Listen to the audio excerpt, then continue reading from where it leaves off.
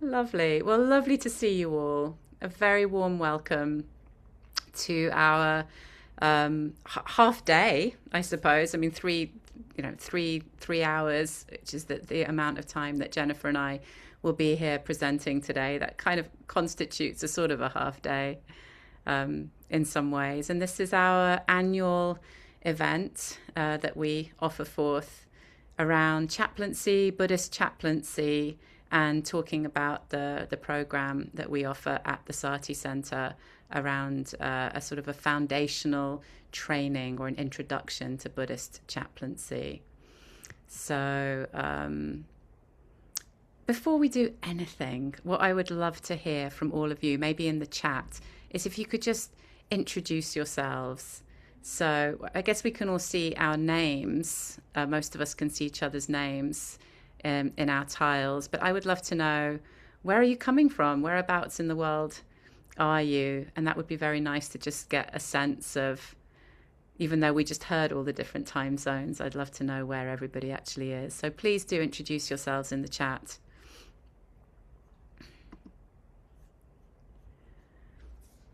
So Leanne is in Chicago. Thank you.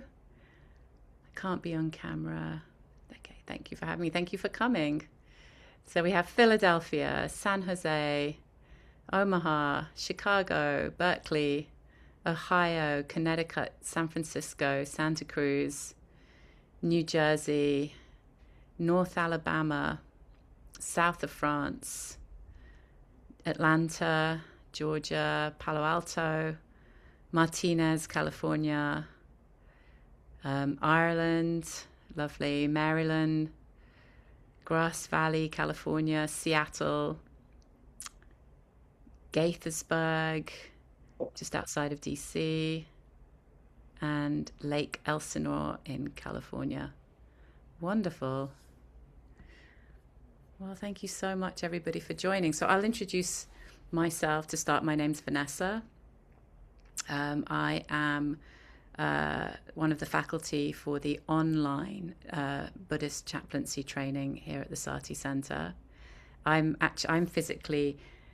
live in the south of France, and I'm currently in Sweden on family business.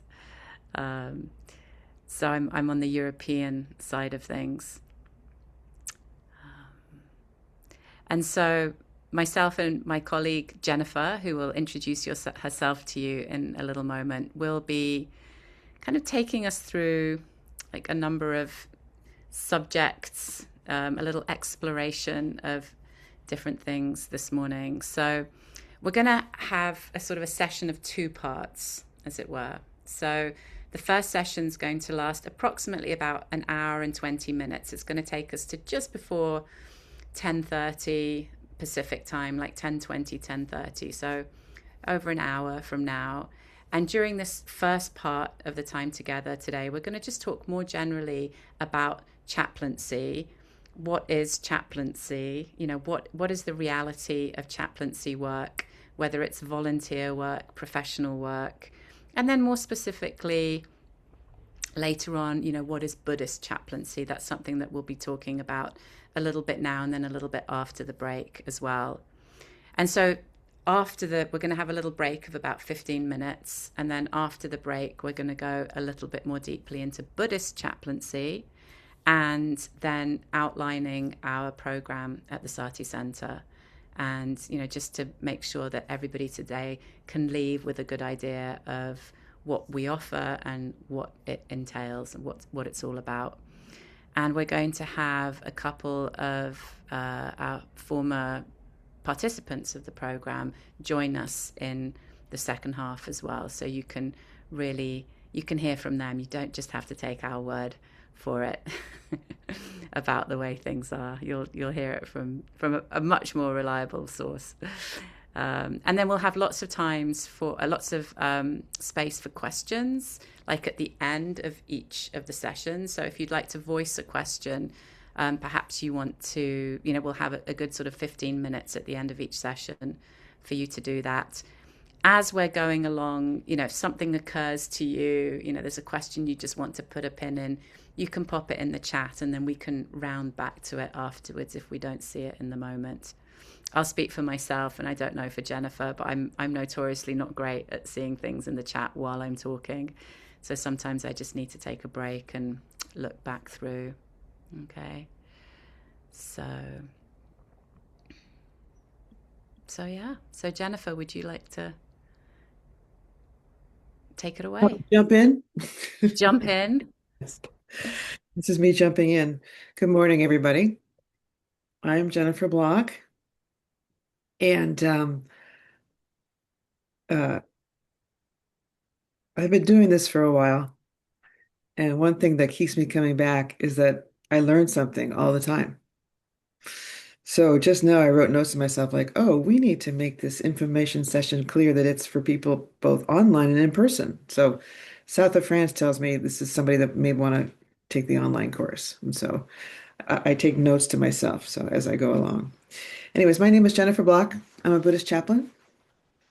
I am one of the co-developers of the Buddhist chaplaincy training with the Sati Center for Buddhist Studies. Uh, and it may be the greatest service work I've done in my life.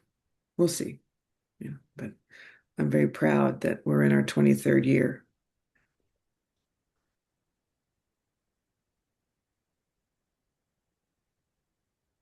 The purpose of the day is to help you understand from people, not just a website,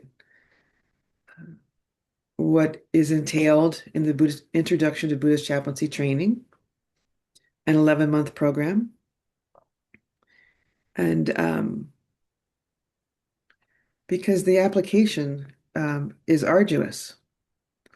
And so my wish for the day is that you could be more relaxed by filling out that application, by meeting us and hearing from us and seeing us in the warm hand to warm hand way, even though it's warm Zoom hand to warm Zoom hand way, you know. Um, uh, and maybe also to remove any obstacles for you as people, you know. Or maybe to clarify for you, actually, this is not for me. This is not the right time. Um, so that's my hope for the day.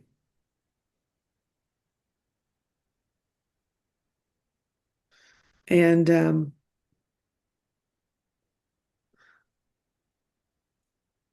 I don't present very fast, particularly on Zoom. I like to pause. So don't worry, I'm not having like a brain bubble. I just like to pace myself, you know, stay in my body and look outside. And at the very beginning of the Buddhist chaplaincy training, Gil Fronsdale described this training as as a pyramid scheme for compassion. So that's our greatest purpose, you know, I would say, you know, which for me as a Zen practitioner is to alleviate suffering for all, which there is plenty of in this world. That's me.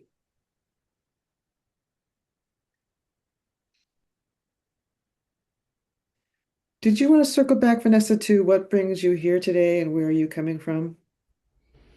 I'd love to. I mean, we have a sense of physically where everybody's coming from geographically, but I wonder if now you'd like to turn back to the chat and just for a moment think what comes up for you if we ask you, you know, what brings you here today?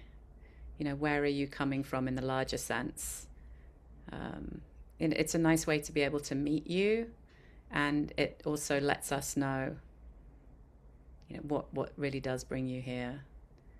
So I wonder if you could take a moment and maybe put something in the chat for one another.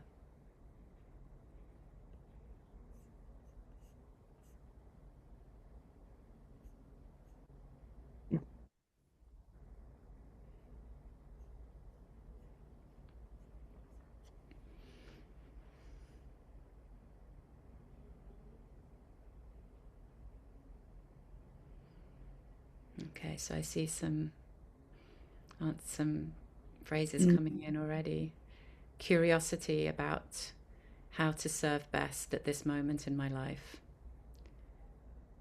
A deep calling for selfless service, to offer service and deepen my practice.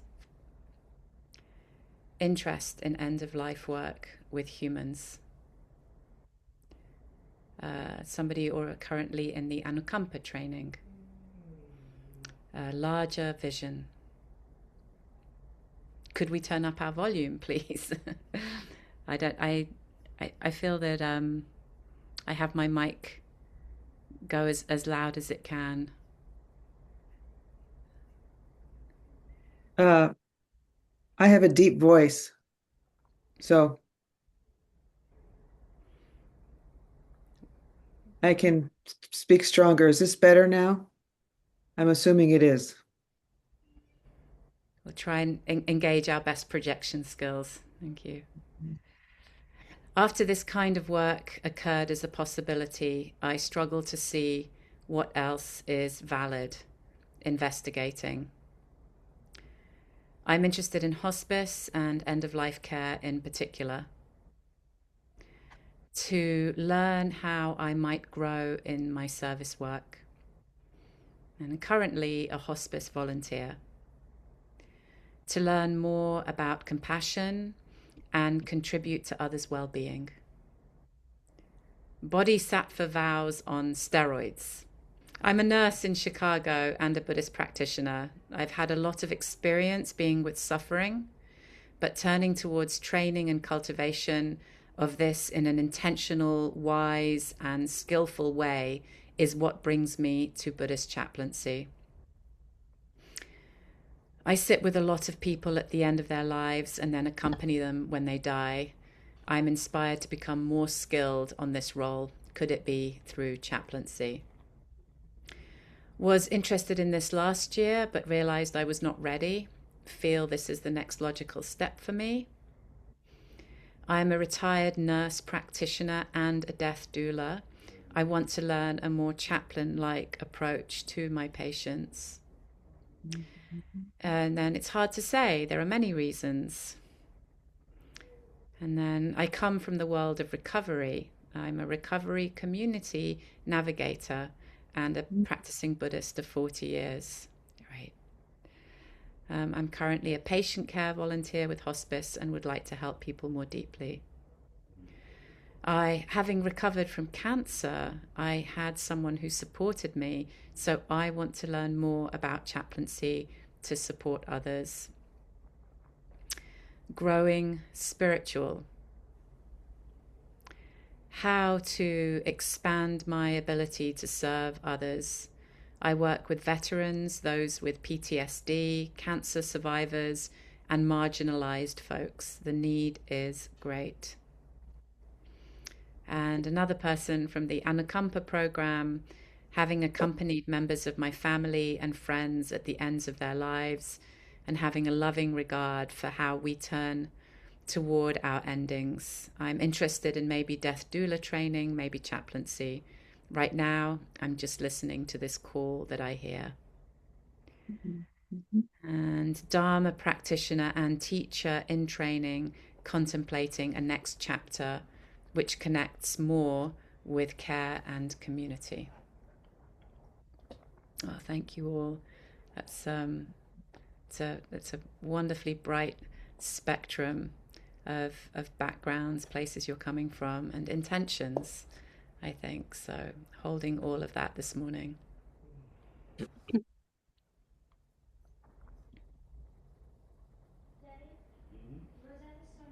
Oh, and I see one more. When my mum was diagnosed with cancer, I was with her when she left her body. It was a profound moment. I realized the importance of being able to hold that space with love and compassion.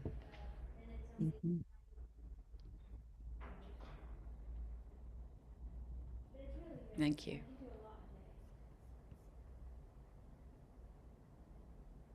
Thank you. This tells me a lot. And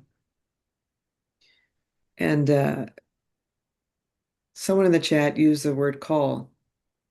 I think it's an appropriate word. Uh, I think in regards to religion, it's referred to as an external call, like God called Moses, for example. For ministry, for spiritual care, the call comes from within.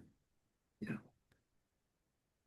Following that is uh, tuning in to the call and then proceeding into a path of discernment. I use this word often in the Buddhist chaplaincy training. And so people who come to the Buddhist chaplaincy training, whether it's the online or the in-person, are in a process of discernment. Yeah. So this tells me that you're all discerning um, and uh, welcome.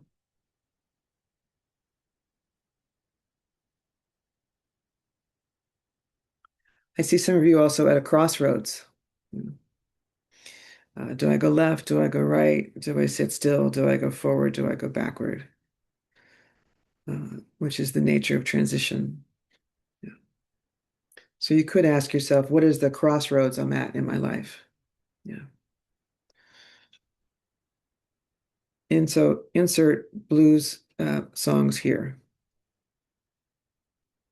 The Devil at the Crossroads, for example. So I'd like to move on to a history of spiritual care. Excuse me, what is spiritual care in particular? And I'd like to share screen. Can you let me share screen, Vanessa? Throwing you a curveball, I know. I'm the co-host now. Share. Um,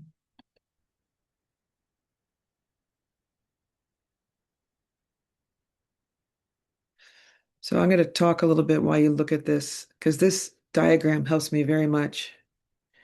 Um, it's called the structure of a care relationship. And you could say it applies to, any kind of caregiving, whether you're caring for family, loved ones, uh, in healthcare, in incarceration, lots of contexts. So I like to think of spiritual care as relational between myself and you, but the main feature is the us that you and I create in us. And then we are existing in a context. So I'm in a room in north of San Francisco looking at a blue sky. I'm sitting in a chair talking to people I've never met in person before, and people who are curious and called. So that's one main thing, and I'm going to stop sharing that right now. So that's just like a theoretical piece. Um, Spiritual care, a chaplain is somebody who ministers to people in distress. So this could be a healthcare situation. It could be a trauma, an environmental situation, a work situation, incarceration.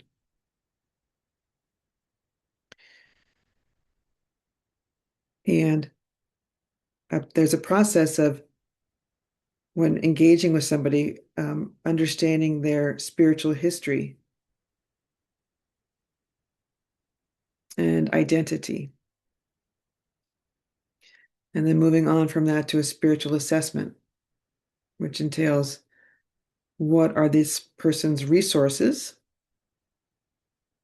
and how can I support those resources?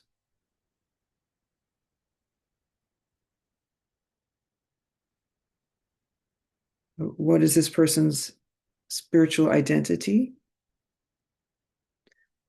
And how can I help them resource that spiritual identity and faith at this time of suffering?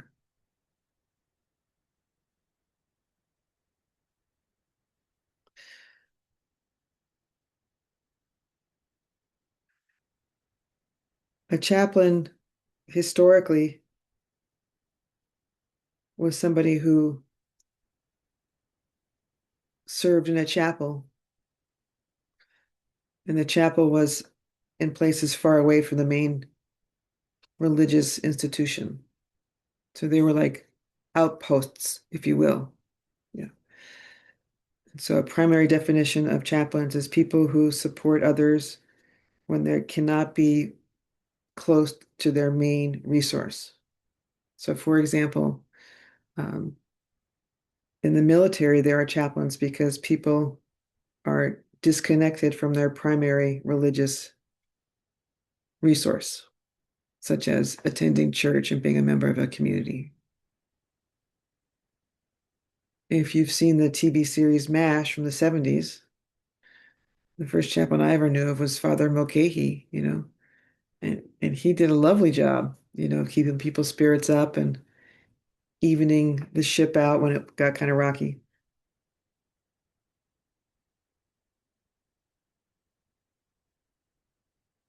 And for me, a chaplain is an archetype and a clergy person. So let me say this one thing really clearly, which I say in the training, and it takes people a while to realize this, that uh, the archetype of a clergy person is powerful, really powerful, evocative, impactful, uh, full of responsibilities. And so training in chaplaincy is to tread water in the realm of religion. It is not psychology. It is not philosophy.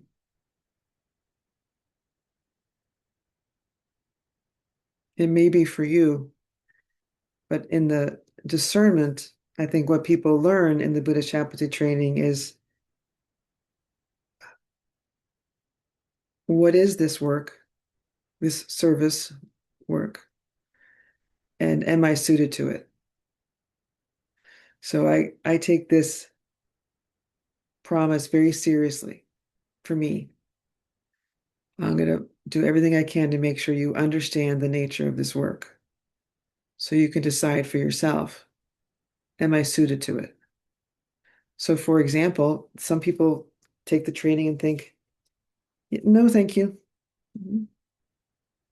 Or actually, it deepens their practice. Other people go on to do more training in religion or in healthcare, um, or in just formal religious education. There are several places and organizations that Vanessa is going to talk about later in regards to training programs. Once upon a time, a long time ago, I didn't know any Buddhist chaplains. And if you've told me then that I'd be doing this now, I would have said, really? Well, how soon can that start? I was pretty isolated. Yeah.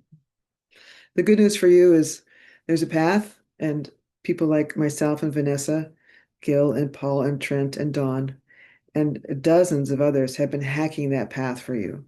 So it's pretty well trod. We're just hanging a sign over that says Buddhist spiritual care, and you can, yeah, enter.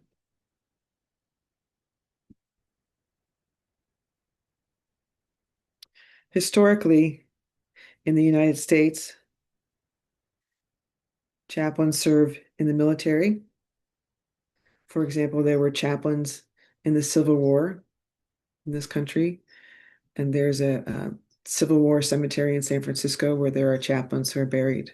So it goes back that far and farther. But the best example is the military.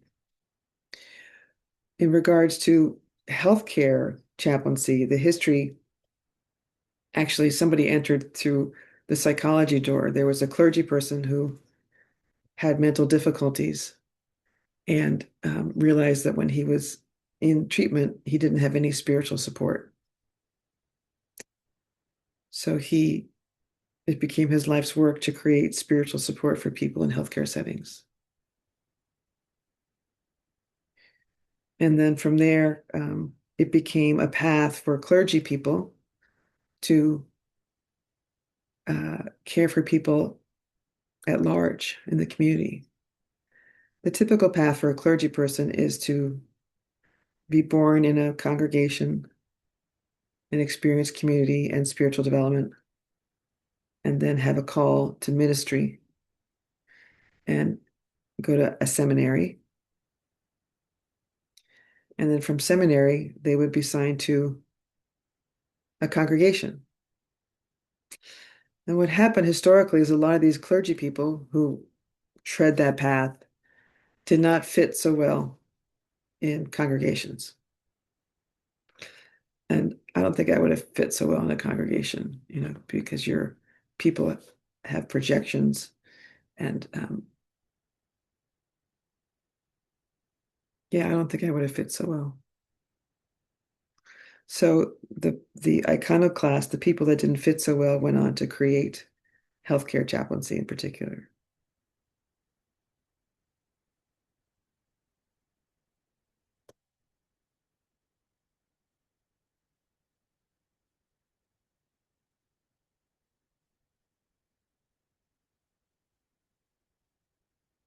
Buddhist spiritual care involves Buddhist theory, the Buddhist chaplaincy training, the skeleton, if you will, are the paramitas. And so this is the Dharma that we use in the training. There's one per month. They are listed on the course website. And they all fit under the largest parami, which is compassion.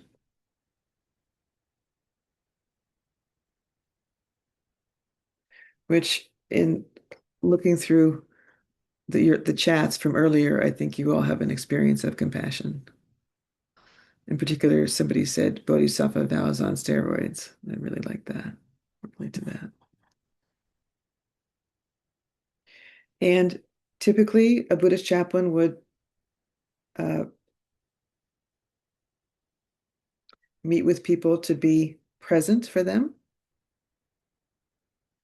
which we have a whole exercise on what does that really look like, including things like what are the obstacles to being present.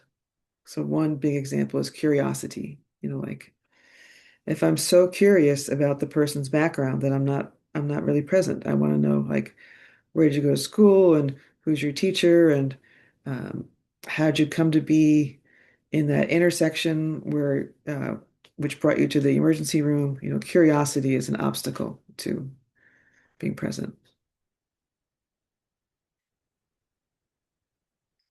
And a Buddhist chaplain primarily does an assessment of, is this person suffering from attachment, aversion, or delusion, which is what the Buddha taught. So, for example, is this person deluded in their thinking that they will go home tomorrow, when I've just spoken with somebody who said they're not going home tomorrow? So my role in meeting with that person would be, I understand that you want to go home tomorrow. I'd like to hear more about that, and let them talk. And then come to, like, my understanding is you're not going home tomorrow. Have you heard that? And what's that like for you right now?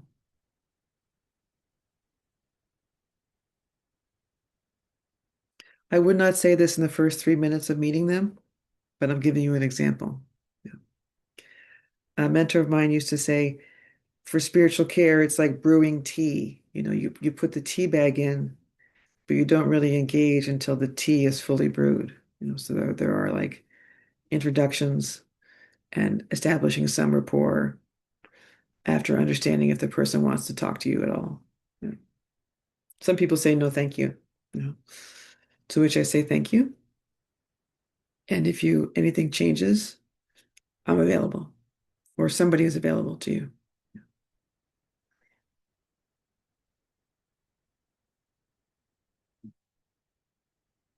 I'm doing well on time, Vanessa. I got 3 minutes. My challenge in presenting is as timekeeping.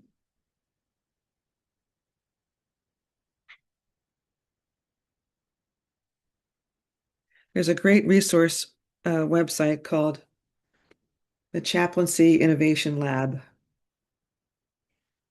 and it has a lot of information about chaplaincy. So it's a great resource. Lots of recorded talks and materials. Um, and yeah, Buddhist chaplaincy historically is about 25 to 30 years old. Uh, to my knowledge, but you could say that it's been going on since the Buddha first turned the wheel.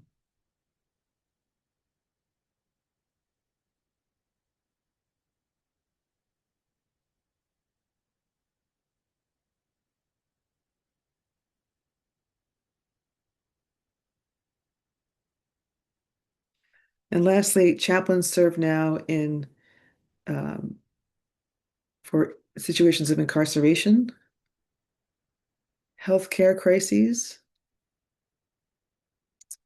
community crises. So, for example, there are community chaplains, so for example, this year in the Buddhist chaplaincy training, we have two community chaplains, and one of them is um, having meditation sits in San Francisco at City Hall for Renee Good, the woman who was murdered in Minneapolis. Another person in our training has provided grief care to the Good family in Minneapolis and has an organization where she meets with a lot of people who are in trauma. So community chaplaincy is the most emergent, I would say, and healthcare is the most traditional. And business and industrial is probably 10 years old.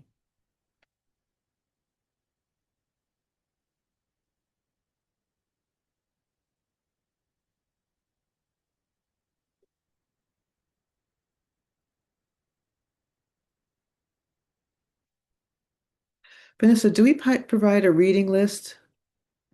That's my alarm. A reading list? Like the Arts of Contemplative Care is a resource or a reading list. I'd possibly. I'd need to check. I know that we offer some materials in general, like for for reading interest and information, so that might be on it. But would you Yeah. like to recommend the Arts of Contemplative Care? Um, Everything you need to find is on the Sati website that I can find. Mm. So for example, there are um, uh, chaplaincy training additional information uh, with what does the chaplain do, the arts of contemplative care, a bunch of articles. So there are, thanks to many hands and many people, resources for you after today.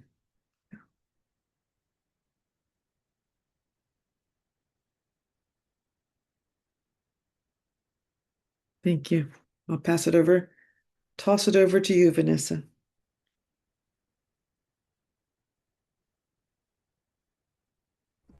Turn my mic on. Thank you, Thank Jennifer. you, Jennifer. I'm just popping that link in the chat as well, that Jennifer just referred to. It's a page where we have lots of further reading and links to interesting and useful places online.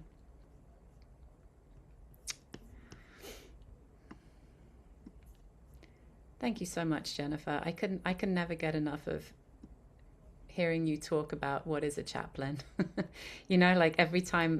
Like every time I hear you re-articulate, it helps me and informs me and reminds me of something.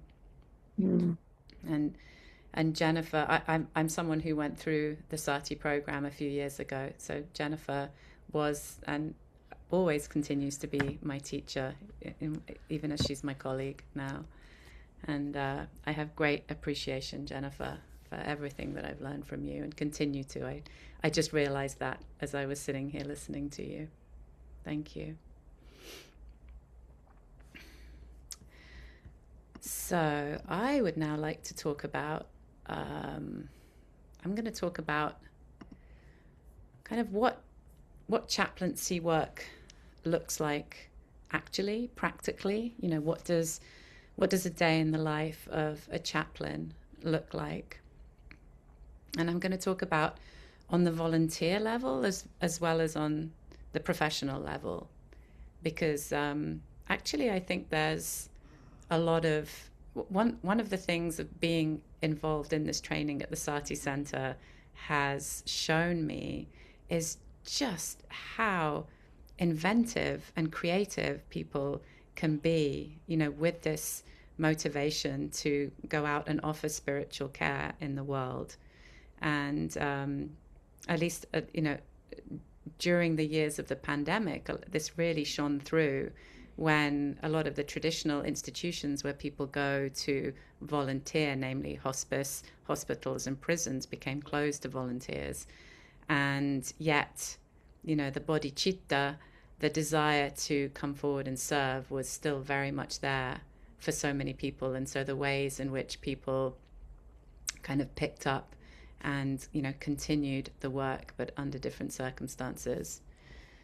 So that's what I'm going to talk about. And then before we break for questions, I also want to go through with you a very brief outline of what are the steps to becoming a professional chaplain, if that's something you're interested in. And, you know, also bearing in mind that I know there are a few folks here who don't live in the United States. You know, I'll mainly be addressing what that process looks like in the United States. And then in other countries, depending on where you are, there can be a semblance of the same process, and maybe perhaps some of those steps along the way are similar.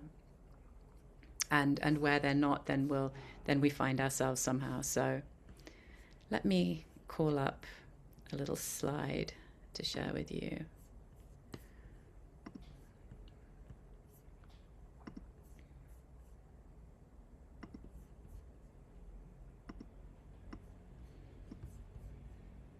And please bear with me while I rearrange my screen.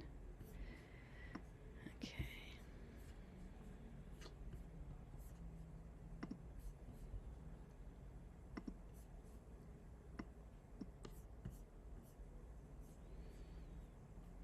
Okay. So can everybody see that slide? Yes? Okay, great. Oops, wrong one. That for the moment. Okay.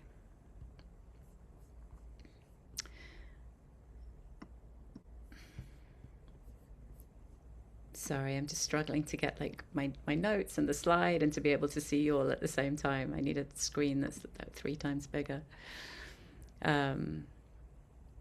Okay, so what do chaplains do? Now, a few of you already mentioned in the chat earlier that you're already doing some kind of volunteer work, and you know that's something that's open to everybody at any moment. You know, volunteer work, whether it's in hospitals, in hospice, in jails and prisons. A lot of volunteer work with jails and prisons is done through organizations. One of the organizations that is run by a former participant of the Sati program, King Gross Moore, is called the GRIP program, Guiding Rage into Power. And they do a lot of work with incarcerated folks, with Buddhist practice and meditation in prisons. And then there are many other projects. Another one that we've been in touch with is a Boundless Freedom, another project called Boundless Freedom that works in prisons. And then other places for volunteering perhaps offer kind of social chaplaincy.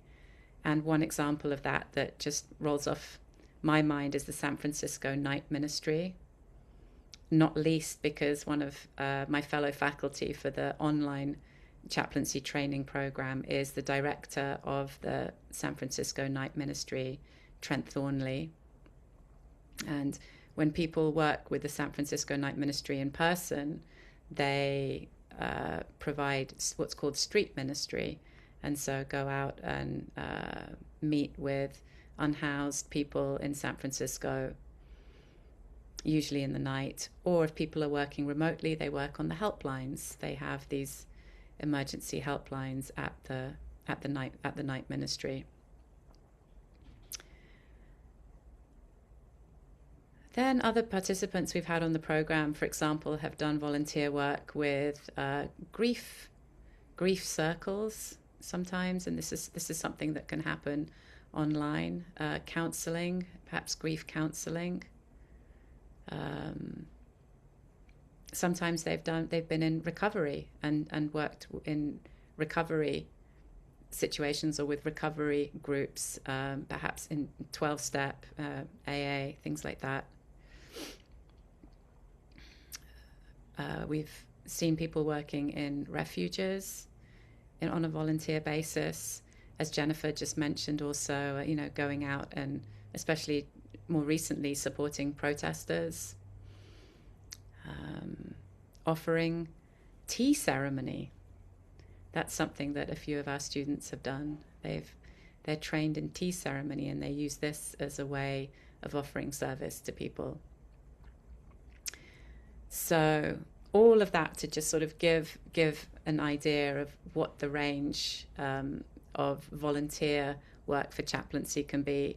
I find this list can go on, and I actually find it inspiring. How when we're in the volunteer world, working kind of off our own inspiration, unencumbered by institutional demands around what a professional chaplain should be, that there's just so much out there, and there's so many amazing things that people are doing, providing spiritual and emotional support to people. And this is something that really can be done on any level. This is whether you're a volunteer chaplain, a professional chaplain, you support difficult conversations with people, what we can call difficult conversations, maybe not the same kinds of conversations that come easily in day-to-day life. Maybe that's something that a chaplain can initiate and support for somebody, whether it's around end-of-life planning, whether it's difficult decisions that need to be made around healthcare, whether it's somebody's state of mind while they're incarcerated, or out protesting something very painful. And then another thing that a volunteer chaplain, or obviously a professional chaplain, would do would be perhaps to help facilitate prayer or meditation or ritual in some way or another, especially if, as Jennifer mentioned, the person in question is disconnected from the source of their religion or their spiritual community. So how can we help to reconnect them if they're in need of that? And then sometimes another thing that volunteer chaplains might do, this when I was a volunteer chaplain in jail, for example, I would facilitate group events, circles, meditation circles, some reflection, maybe some reading, some discussion around people's spiritual lives and practice. So facilitating group events as well is something that volunteer chaplains might frequently do.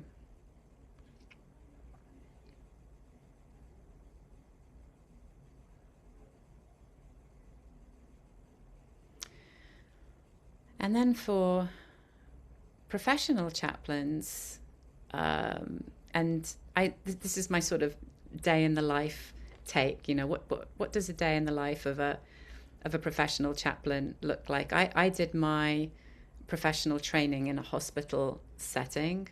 And so this is the environment that I'm the most familiar with myself. So a lot of the things on this list have to do with healthcare chaplaincy. But, as we've already alluded to, the field of chaplaincy is growing so quickly and in so many directions that in some ways, this is a very sort of traditional take. This is a sort of a kind of maybe in some ways a core approach to the kinds of things that chaplains do. So a chaplain working in a hospital, perhaps a professional chaplain, would tend towards a specialization. So they might be assigned to a particular unit. Perhaps they have a specialization in pediatric chaplaincy and psychiatric chaplaincy and palliative care. They might be, many hospitals have palliative care teams with a resident chaplain on board and working with the palliative care team. And so as such, when professionally employed by the institution, you're very much working in an interdisciplinary environment. So the chaplain, like any other member of the care team in the hospital, would be attending interdisciplinary meetings, the morning rounds when everybody on the unit gets together, from doctors to nurses to other specialists, and discuss the plan of the day and see how everybody on the unit's doing. Perhaps sending and receiving referrals, working with social work, working with psychiatry, working with occupational therapy,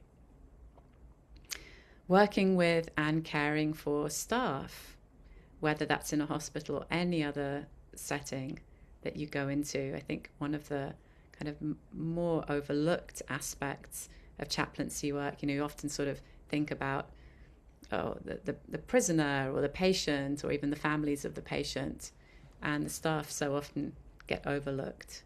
So what is it to really offer this work to the staff and recognize their needs as well, and to really care for the institution in the larger sense that we're entering into, if that's the environment that we're working in. Interfaith ministry and multicultural awareness. So many chaplains who train, especially in the United States, tend to train in an interfaith way, whereby if you're a Buddhist chaplain, you're not necessarily just meeting with Buddhists, you're meeting with people of all religious backgrounds, of all cultural, linguistic, national backgrounds.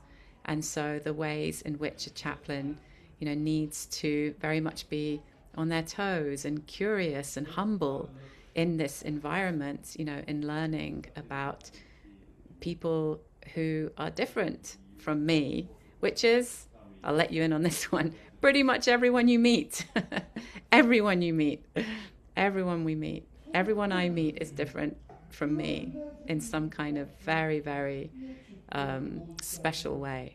And so, how do we meet that? How do we see that? How can we uphold that for them? And then some very specific things like, I mentioned before, the difficult conversation, some things that are very difficult for people, like advanced directive planning, meaning, how are we looking forward? If you're somebody with a very serious illness, who's sitting with you to look into how this is going to go, to make plans, to decide what kind of care you want, maybe what you want the end of your life to look like, to have these conversations in a very caring and connective way that allows people to feel comfortable enough to make very important decisions for how the rest of their life is going to be and look. So addressing the truth of the situation, like Jennifer mentioned, when it's wanted. And then being around in the hospital scenario during death, after death, caring for patients and family members. Chaplains are very frequently called in the hospital scenario when somebody is actively dying or has just died. Very often the spiritual care department is the department that processes the paperwork after somebody has passed away. So there's a sort of administrative side to that as well.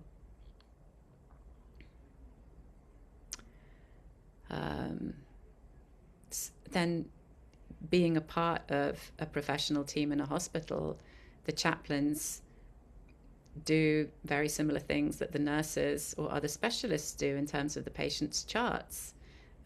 Chaplains perform assessments on a patient's state of being, and then they chart that in their clinical charts so that other members of the healthcare team can read that and be informed about aspects of somebody's life and state and health, and then be able to make medical decisions based on that. Educating ourselves and upholding ethical standards. As you can imagine, chaplains are frequently referred to around ethical questions,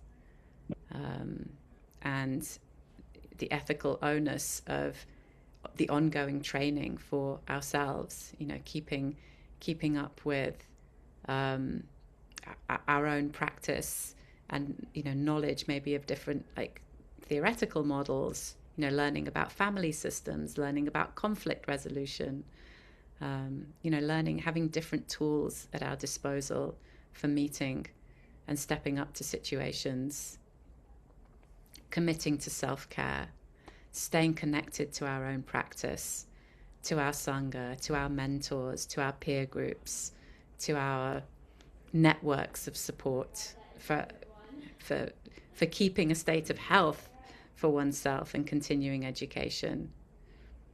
And finally, and I think this is so important also, the chaplain is always advocating for chaplaincy. The chaplain is always reminding themselves and other people just how important this work is, what the advantages, the proven advantages, the positive outcomes of chaplaincy work are, that have been documented, and to make sure that this kind of remains in sight.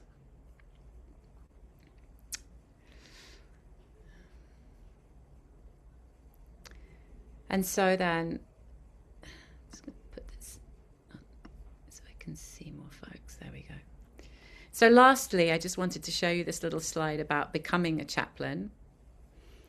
I sort of see it in a sort of I've laid it out here as a 3-stage process. And then for many people, these steps kind of come in all sorts of different orders and get mixed up. But very roughly speaking, a first step that comes into sort of this category here would be volunteer work, just trying it out. Like, do I even like this work? Like, is this even really, where I want to be? And, I've been working a few months at the prison or the hospital, and, oh gosh, I really dread going in every time. This is not sparking joy for me, or I've started doing this volunteer work and it's absolutely wonderful and I'm so energized from it, or something in between those two extremes, But it's a wonderful way, and really the best way to discern, is this really what I want to be doing?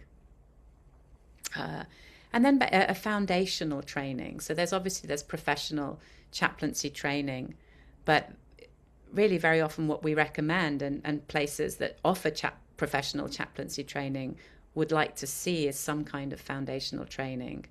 And that can be like the one that we offer at the Sati Center.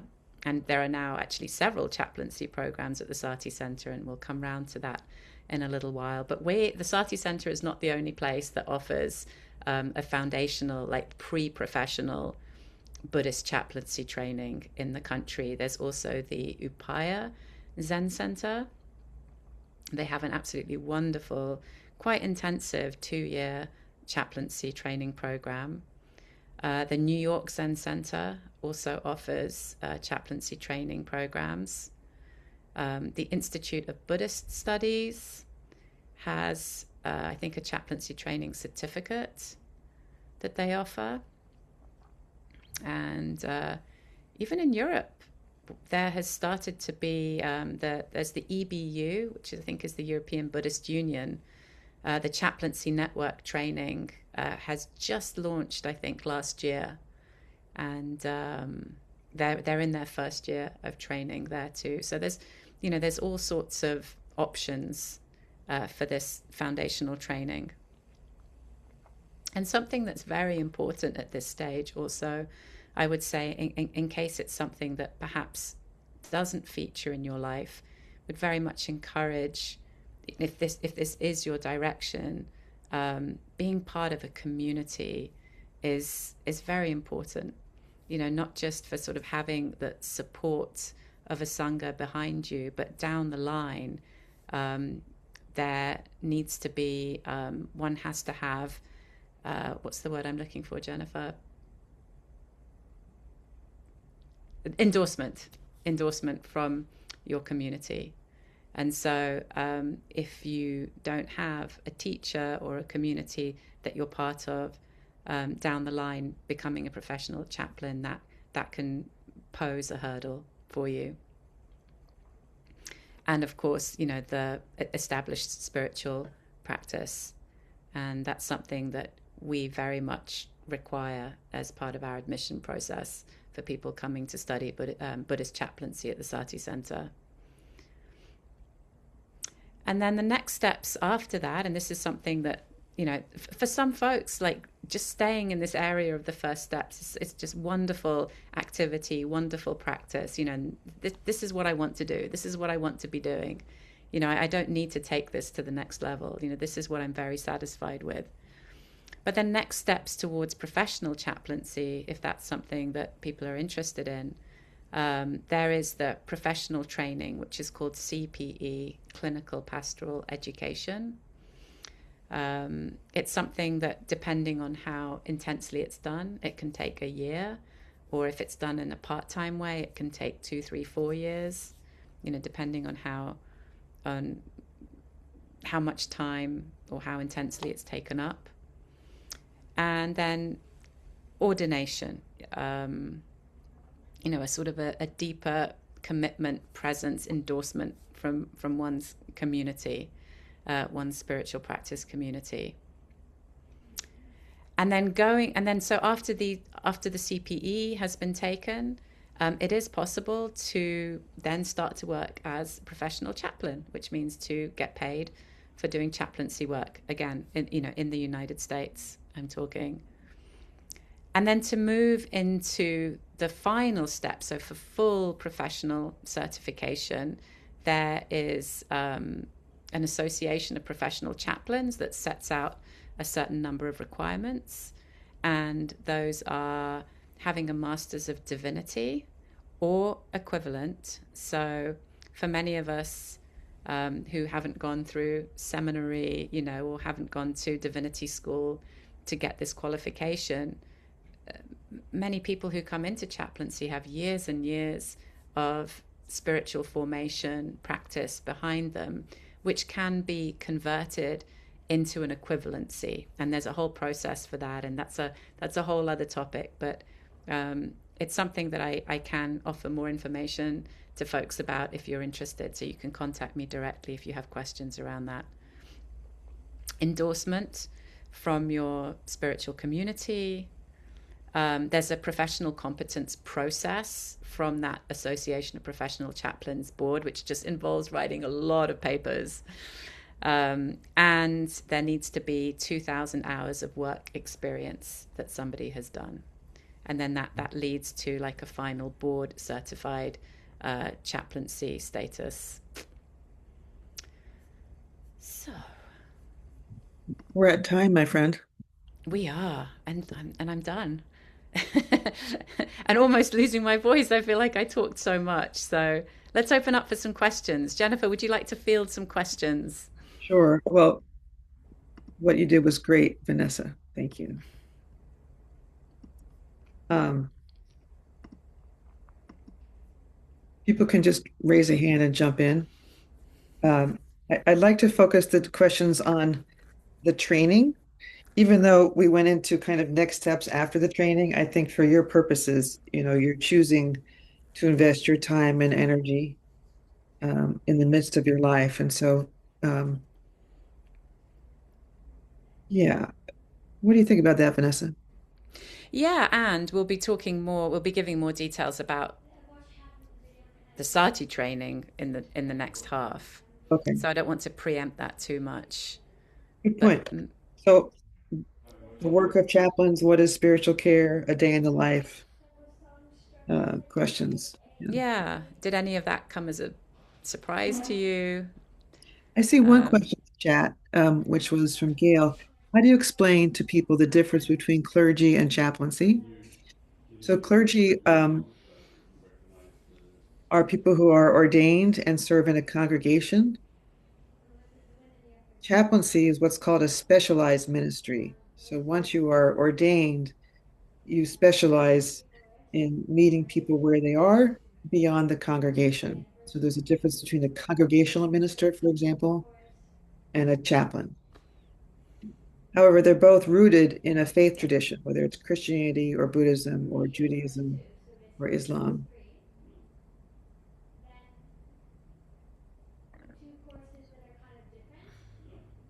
But jumping over the question, I don't need it in the chat. what's that you just said, Jennifer? People can jump in with a question. I don't Mm. need the question typed in the chat. I think it was just on somebody's mind, which was great. People able to do this work primarily or in part remotely through a platform, telehealth or other like Zoom. Uh, well, you've got a story for that question, Vanessa, right? In your training? Mm. You mean the No One Dies Alone? No, That, Stanford. yeah, yeah. I mean, I was at Stanford when I was doing my residency. It was just past the pandemic, and there were many patients that we could not go into their rooms, primarily people who had, who were in serious stages of COVID, and we would communicate with them via iPad. Um, I was also charged with organizing a program called No One Dies Alone, which is a wonderful program and another wonderful opportunity for volunteer work if anyone's interested. And I was telling Jennifer the other day how during this period when volunteers could not come into the hospital, we would roll out iPads into people's rooms who were at end of life, and the volunteers would be with them through the iPad. And so you can imagine all sorts of challenges in that situation, and yet somehow it still, it still held. There was still a reason to do it, and so I think the short answer is yes. Like there, I think every if you're looking at sort of institutions, every institution has its own methods of connecting people and working with volunteers. That a couple of those prison organizations that I mentioned earlier, specifically Boundless Freedom, I know have some programs with prisoners that are remote. And they were explaining to me that they offer sessions of people having kind of Dharma sessions with prisoners remotely, and which kind of works well in prisons because prisons are so unpredictable in terms of having regular lockdowns and shutdowns for various reasons. They'll go through phases of not allowing people in to prisons, and so that I think there's a way in which that remote approach actually works a bit better.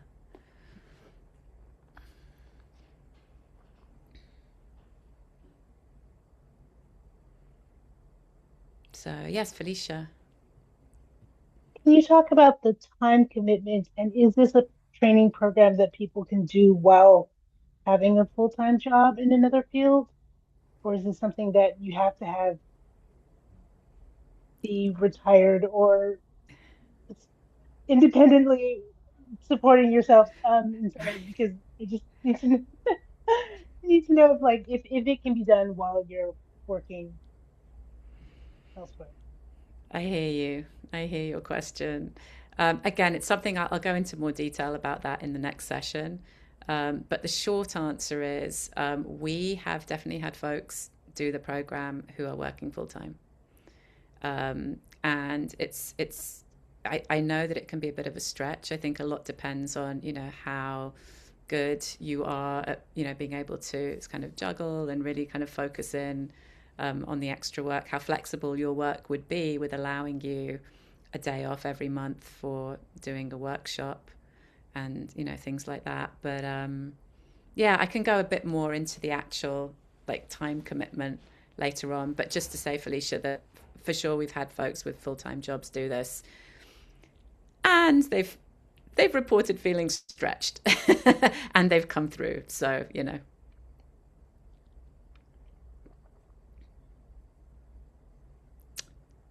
Jennifer, was there anything you'd like to add to that? It can be done, particularly for people who are imagining their work life tapering off for one reason or another. And it's one Friday a month and 10 hours a week of service work and some reading and writing. So it's not a lot of, you're not tested on the reading assignments. This is, this we'll talk about later. What you put into it is what you get out of it. And I have data points from 22 years of classes to back that claim up. People who put a lot into it end up uh, on a Zoom call like today, like Vanessa, writing, showing up, paying attention, telling the truth. And other people start off and then they discover, oops, this is not the right time. I'm not ready. I have higher priorities. And we wish people well and invite them to come back another time. Thank you. Thank you so much.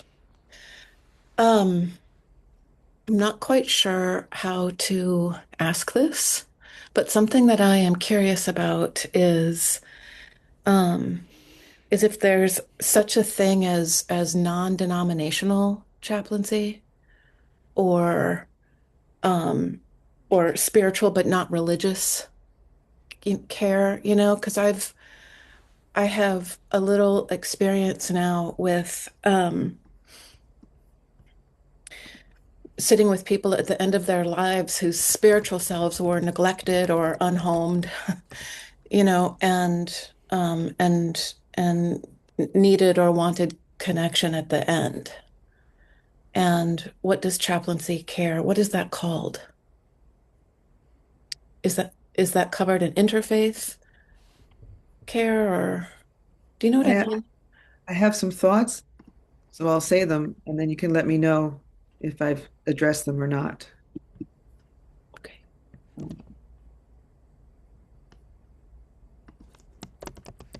I live in California where most people will say, I'm spiritual, not religious. Um, and then I would say, well, what gives your life meaning? Where do you get joy? Um, where do you find your strength?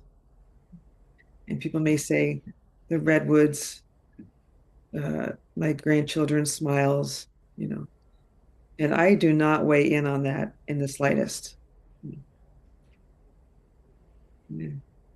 So I don't, so part of being a chaplain is not having an opinion about whether people are spiritual or religious. It, there's nobody can say for anybody. For people who at the end of life realize they're underdeveloped spiritually, I find the best care is community. So are there other people we can encourage to sit with you and help you find that there are people in your relationships that are important to you and you feel comfortable that would be with you at this time? How can we add resources? So, for example, I just heard about a situation where the family were not talking about the mother dying. The husband wasn't talking about it. The children were not talking about it. She was on hospice care. And the person I talked to said there was no precedent for talking about dying in the family. Mm. It was just, they couldn't talk about it. However, this person, when they were with the patient was able to talk about it. So this is the context that chaplains find themselves in. There's no foundation here. The best foundation, of course, is the body, the breath, the senses, the sense doors, the quality of light in a room, the visual environment. If somebody has flowers, I might ask, where do the flowers come from? Oh, I imagine the person that sent them loves you. What's their name? Other people have no one, and I am their person. So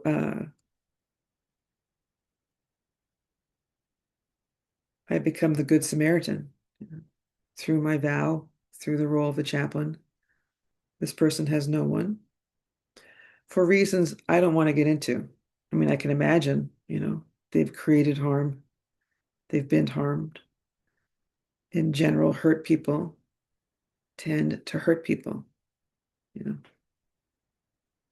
This is the samsara world, I remind myself, this is the world I live in.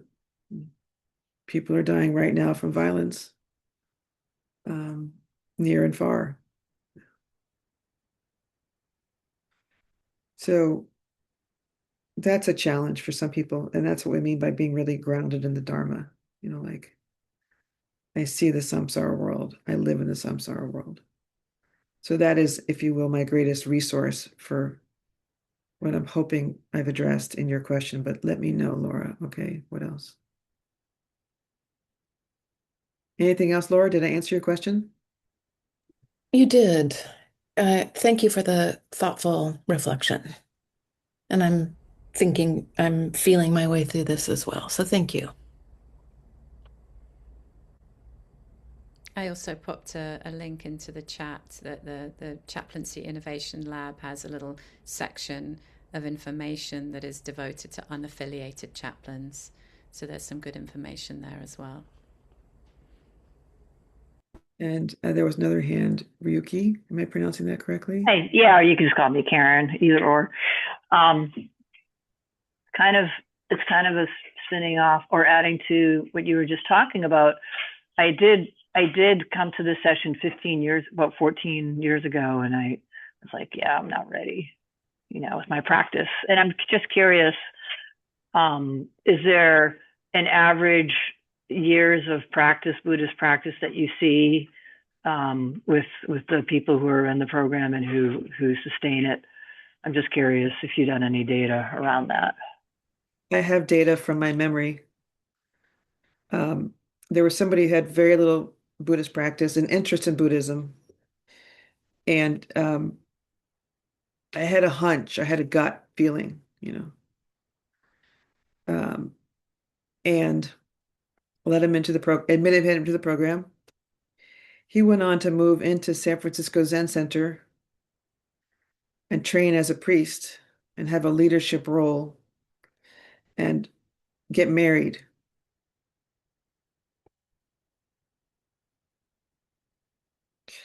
However, there is a requirement that people have a certain amount of retreat practice. Last year, I said no to somebody who did not have 4 weeks of retreat practice. They weren't developed enough, And you, through your own self-understanding, realized another time that it was not the right time. Some people come in with a recent death, and I screen for that, and we discuss that in the application, the admissions interview. One person said, I'm getting married in April, and I said, well, that's a lot, And then come March, she was like, yeah, this is a lot, And so I encouraged her to take off the April class, which was, a couple days before her wedding, like just get married. Somebody else said, my mother died in March, and this was when I talked to her, maybe July, and I said, well, taking on that in the first year is pretty challenging, And around the anniversary of mother's death, she's like, I was ready, and it was super challenging. And she did it. She's still in the training, so I have data for every point, and the most common reason people are told no, maybe later, is for the retreat practice, you know.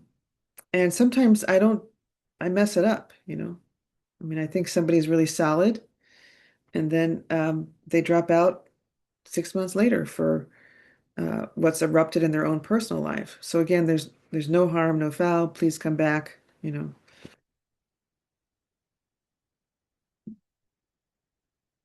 And this is why the word discernment is so prevalent, like left, right, straight, backwards, sit down, dig a hole and come out and look for my shadow in February, whatever it is.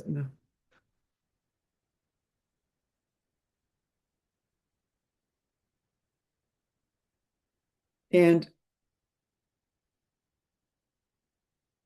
I can't know another person, I can't. You know yourself best, whether it's the in-person or the online training. I was desperate. I was called to chaplaincy, and I did clinical training in a hospital when I was in seminary to become an ordained interfaith minister. And my supervisor at the time attended my ordination to make sure that this was a legit thing, which I was in Santa Cruz and, pretty young, but I had talent for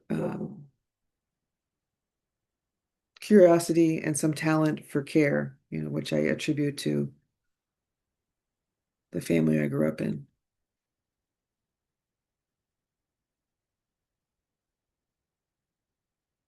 I have creative talent.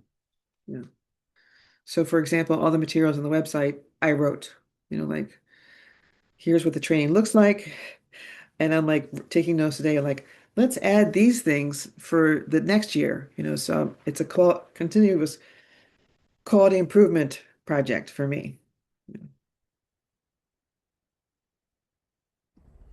Susan is the next hand I see. And we'll have this will be the last question, then we'll take a break. Thank you.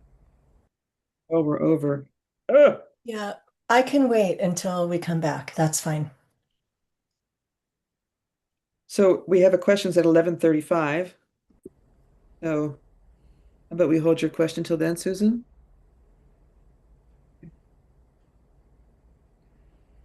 Okay, so let's take a 15-minute break and come back at 22. All right, we'll see you then. Thank you all. Thanks, everybody.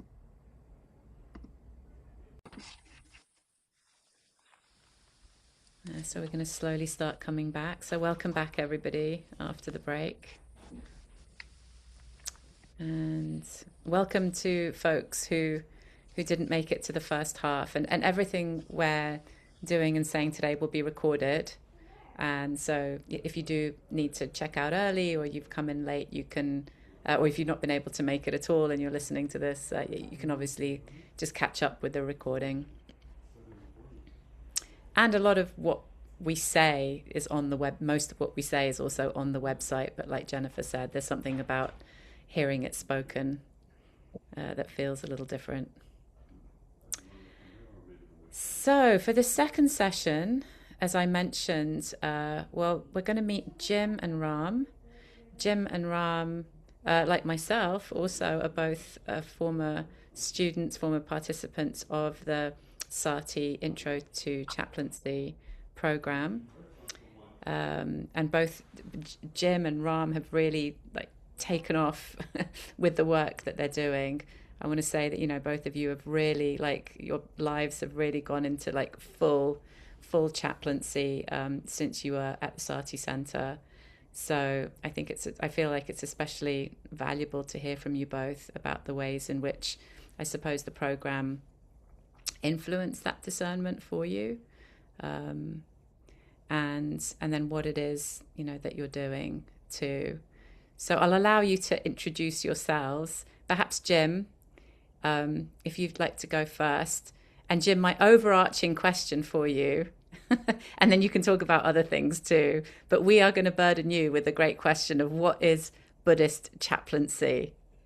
And then how does that show up in your work and life? And so tell us a little bit about your path.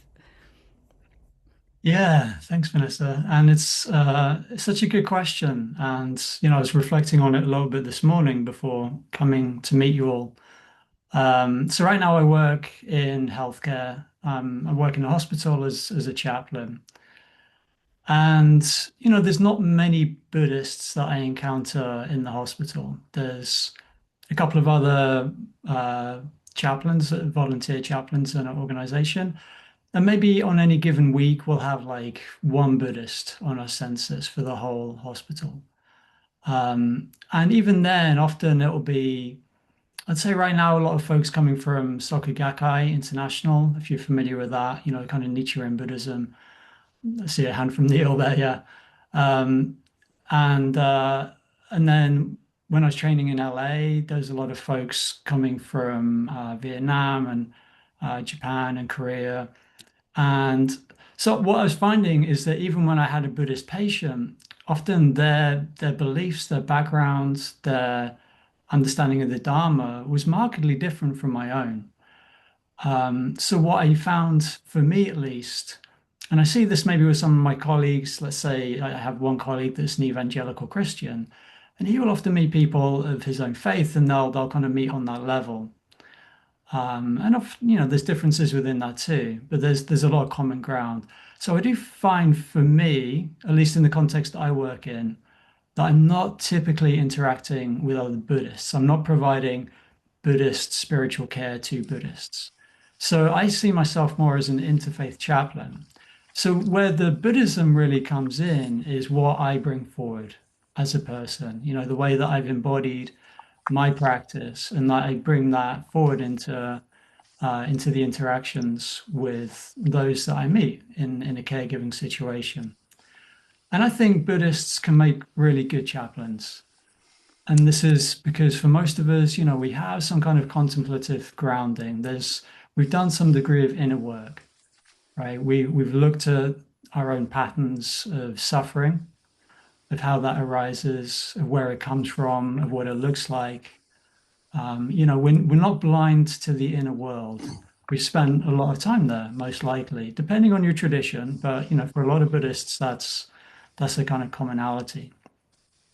And this degree of awareness, when that's brought forward into a care encounter, I think it's really picked up. I think it really comes into its own. And that time that we spend doing that inner contemplative work really bears fruit when we bring it forth into a care encounter. And one of the beautiful things about doing chaplaincy as a Buddhist, again for me, is kind of testing my own understanding of the Dharma in what you could regard as a kind of non-dharmic situation. So it's one thing to have conversations maybe with friends or peers in the Buddhist world, but then to take your understanding out into other contexts where you're meeting people that have never heard of the Dharma, and you're bringing forward, what it is that you embody in the practice. It really, for me at least, it kind of tests my own practice, my own way of being, my own beliefs in a way that's really beautiful and challenging and onward leading.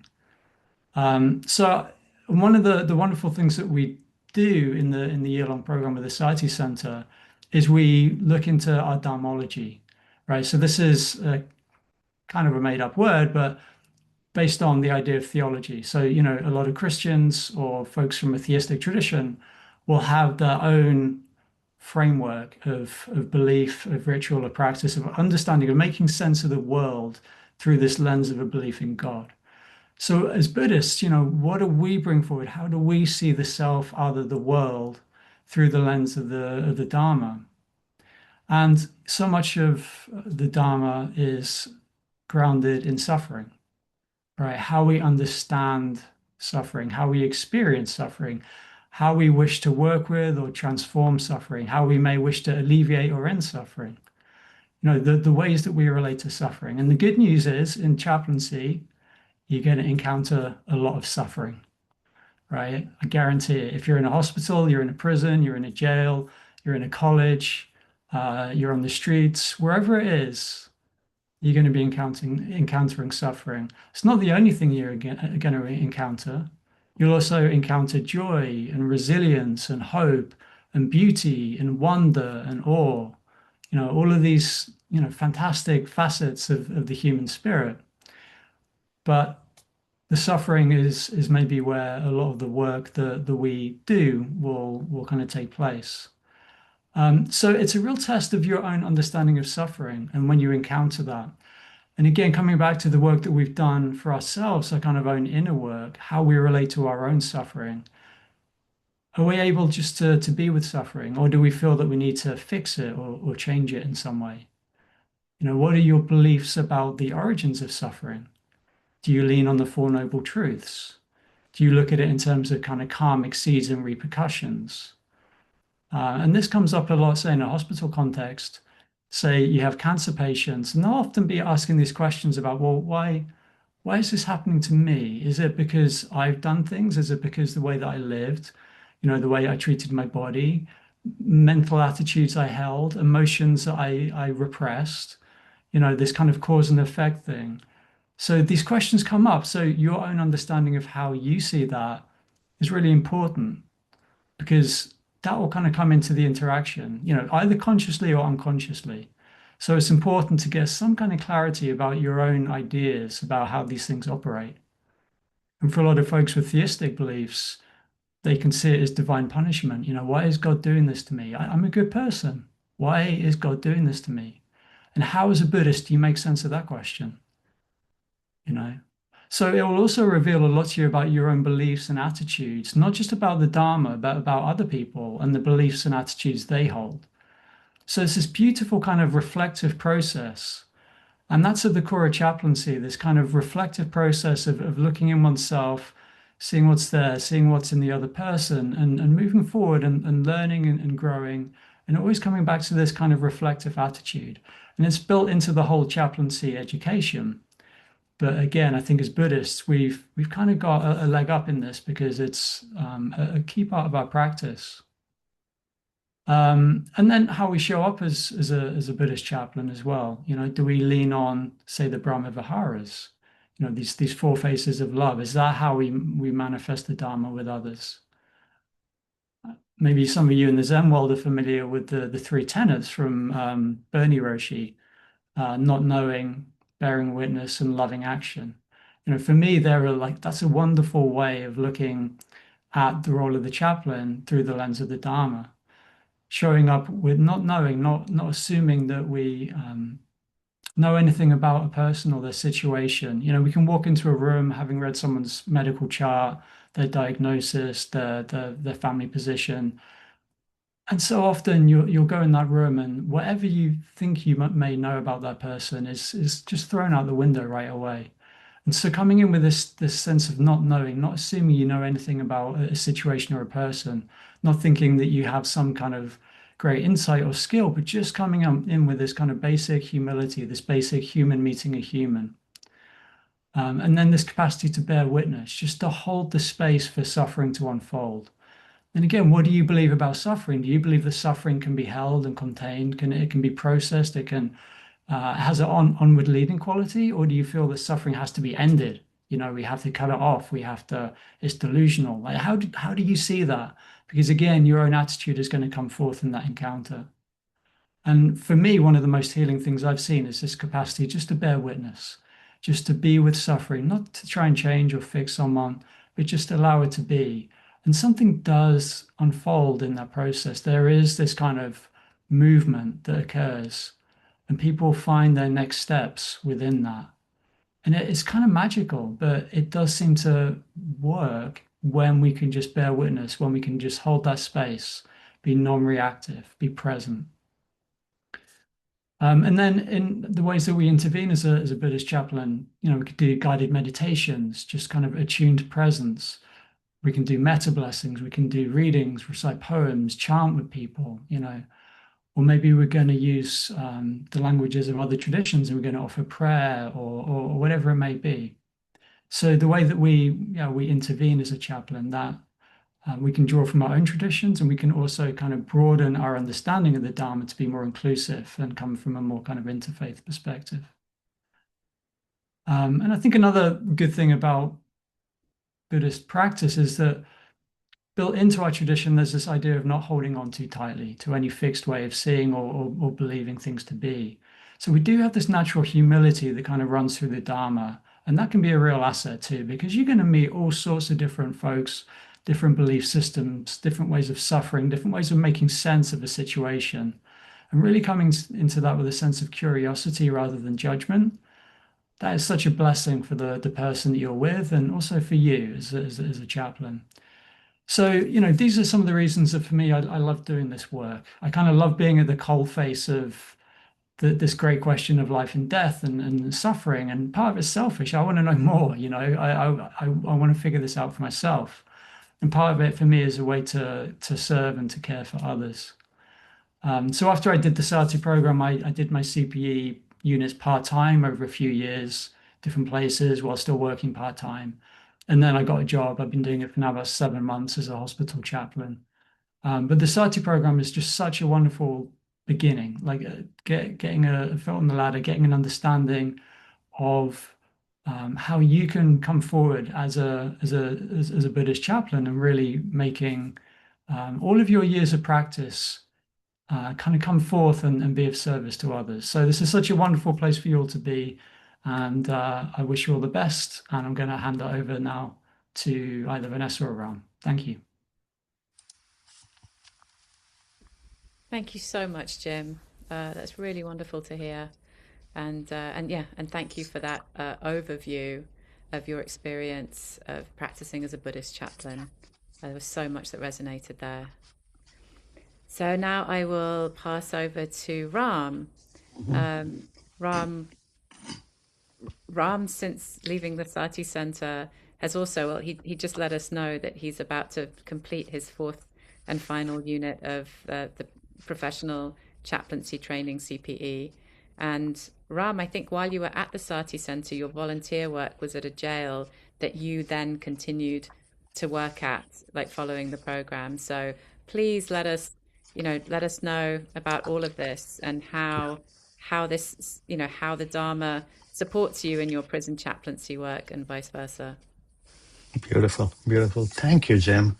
That was beautiful. I was just going to say ditto to Jim and then keep quiet. That was awesome. Yeah, I mean, Sati Center changed my life. It's such a, and I've been at an inclination from a service standpoint in general, going back 25, 30 years ago. I used to teach at the Big Brothers and Big Sisters organization in the afternoons and evenings, support them with middle school kids around homework. And I also used to teach them to play chess. So that was something I did that for many, many years until pandemic kind of put an end to a lot of those activities. So I retired my professional life around when I was 54, 2014, 2015 timeframe. And I've been deepening my Buddhist path, right? The theory and the meditative practice was going very well, but there wasn't applied component to that. How do I really cultivate? The word cultivate comes up in Buddhism a lot, right?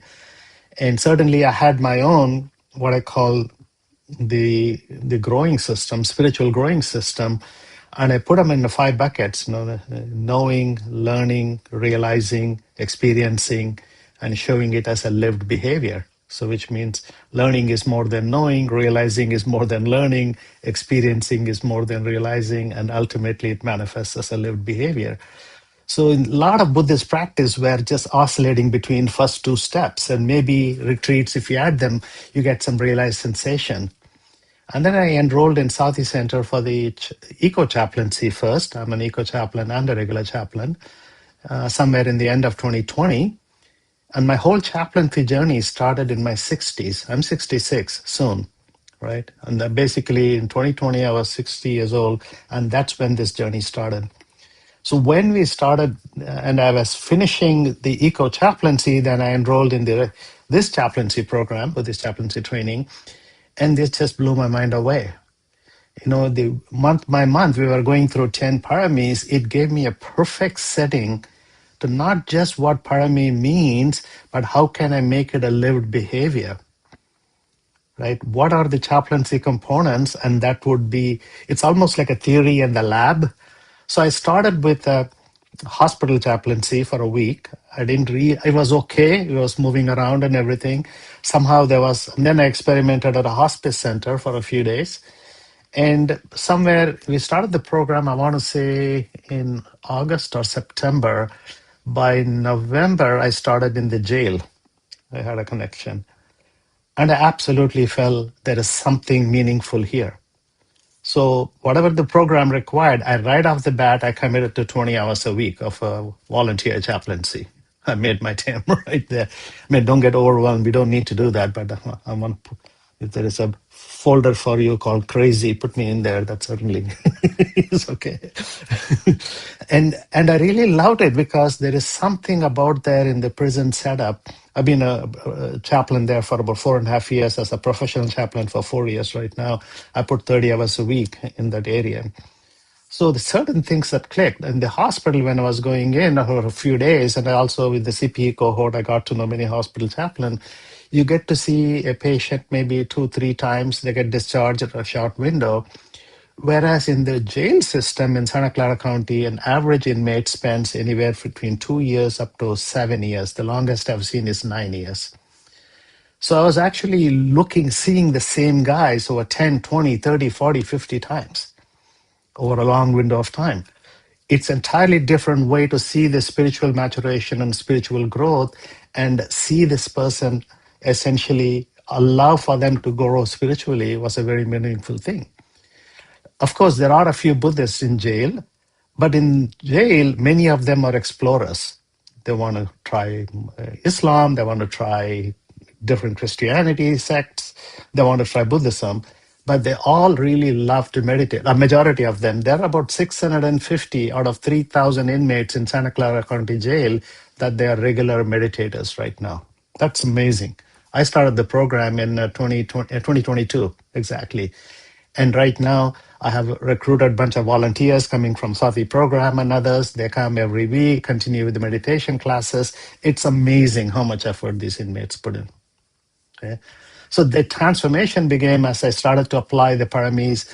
And the biggest thing, as Jim alluded to, is I learned a lot about myself. It just goes deep into the heart of understanding the suffering and my relationship to suffering. And that's critical. In the jail environment, every one of them, even if they didn't have prior trauma in their life, at the point of arrest is the biggest trauma of their lives. So practically, you're looking at traumatized bunch.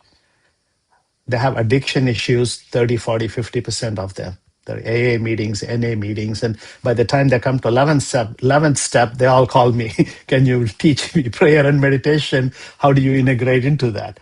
So parallelly, over the last 2.5, 3 years, I've been working closely with the mental health because there's a handoff between mental health and the chaplaincy here.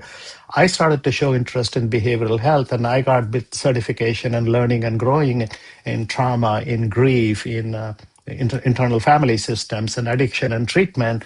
And I have over 125 continuing education units so that I can holistically represent myself, not just in the spiritual alone, spiritual and behavioral coming together. Okay. What that gives me is a much more holistic view of a person than to say, I have a solution to what you're looking for. So I'm not trying to fix him, or I'm not trying to go with a presumptuous mind. I want to really be totally present for them and allow for the total personality to emerge in each encounter, and allow it to be a caregiving situation so that I can earn my trust, I can earn to be credible, and allow him to trust me, allow her to trust me, and be able to join them as and where they are. Right? That's the day in a life of my jail and prison chaplaincy. Right? Of course, in the jail setting particularly, all of them, if you take the Buddhist lens or any spiritual lens, their individuality is heavily compromised. Liberties are taken, they're absolutely missing their family to They're suffering with the addiction issues, with no proper treatment, their whole individuality under tremendous pressure. At the same time, they're forced into a collectivism where they don't have a choice. I can't even relate to that myself, no matter what my experience is. How does one perform, survive, even breathe when you are individually compromised and you are in a forced collectivism? What does that mean? Right? And that became an entry for me to look at more about empathy, not just empathizing, but identifying with that suffering and you be able to earn the trust. You sit with them. And Jennifer teaches one of the beautiful things, the highlights of my course was in therapy, you sit across, apparently, talk to one another. Whereas in chaplain, we sit next to each other and earn your trust. And she actually, Jennifer in my class, actually walk along with me. Right? I vividly remember that exercise that really changed my life. So I don't have exactly the sensation of compromised individuality and the forced collectivism, but I can be present and the deep sense of understanding the anguish, right? And I've seen these guys 20, 30, many of them who moved to sentenced and then gone to different prison, they're writing to me, they're still in touch with me. Their moms, dads, husbands, wives, children, they're facilitating the calls with me. I'm constantly in touch with them.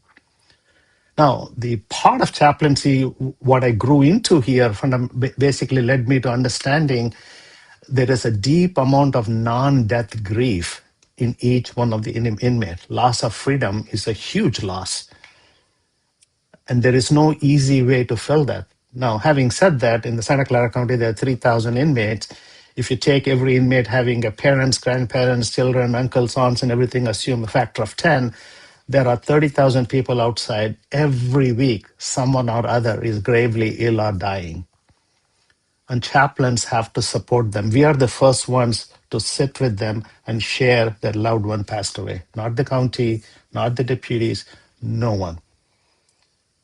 So we have that responsibility to care for them and hold them and then take them through the process of grief over multiple times. Just on Friday, I just held a Zoom session for an inmate who wanted to see her husband's body at the funeral home, and she wasn't allowed to get out of the place. I'm weeping, she's weeping, her children with the camera on the dead body, they're weeping. The whole 45 minutes was just incredible spiritual moment. Right? And where I'm heading with all of this is the journey from Sati Center allowed me to discover what truly is my capacity, what truly is my agency, what are the areas I can apply Buddhist teaching and allow them to grow, allow them to unfold. And that was the exercise for me. I have a deep sense of gratitude for Vanessa and Jennifer, Gil and Paul. These are amazing people from every facet, what they've done with this program and how it oriented me to take it seriously. And I really feel this has manifested in a way I could not have planned. So over the last 2 years, I've been bringing this whole experience into homeless shelters. Right now, in addition to 5 days at jail, I work 2 to 3 days in homeless shelters, serving breakfast and lunch, having compassion circles, teaching meditation with them. They have the exactly same characteristics: highly compromised individualism and forced collectivism. And they have a time bomb, a time clock ticking because they have to find a job in 6 months to 1 year to get out of the shelter. So all those pressures are there, and just accompany them through all of that suffering is very, very meaningful. I'll stop there. Thank you. Thank you so much, Ram. That's so enlightening. I wonder if, before we move on to the next segment, actually talking about the course itself, does anybody have any questions for Ram or Jim, or anything to follow up with or clarification? Yes, Susan. Well, that was so helpful. Ram, you spoke to a couple things that that was my question, and I was having a hard time forming it. In the work that I do, as you say, we come to people sometimes in a time of great difficulty. And the difference between, I find myself saying to people sometimes, I'm not really a counselor. And I hear you talking about behavioral health merging with chaplaincy. And so I have not done all the stuff that you've done. I'm coming from a nursing background, a hospice background, and I just sometimes find myself really struggling with how to meet that when I have a husband and wife really at odds with each other, and anger and not reconciling what's happening, and a lot of really difficult history coming to the situation. And so just holding that, in a spiritual context has been challenging. And then the other thing I will say is that, Jennifer, you said something about curiosity being a barrier for a chaplain, and I had a question about that. Because we always talk about in Buddhism, being curious is a good thing. So I'm wondering, those are my thoughts.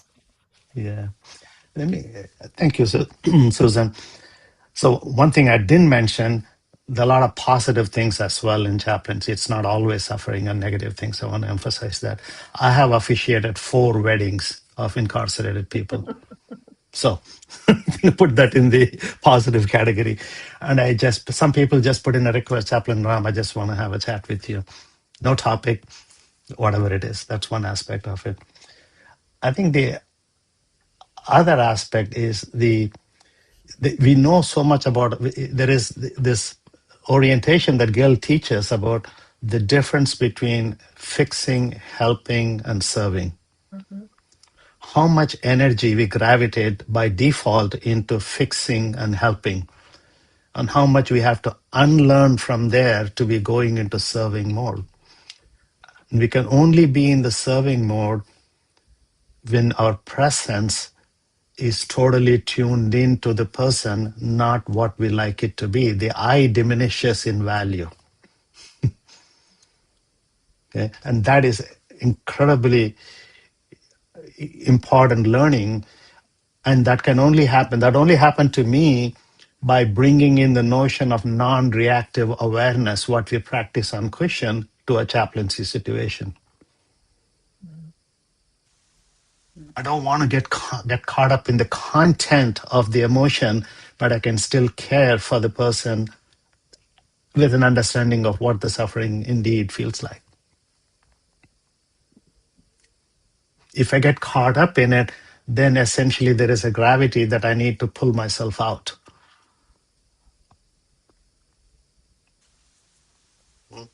And there are certain situations are not easier, some are easier, but this self-awareness, what we are cultivating through this program, is a big, big, big weapon or the tool or a resource that would allow for that to happen. Yeah.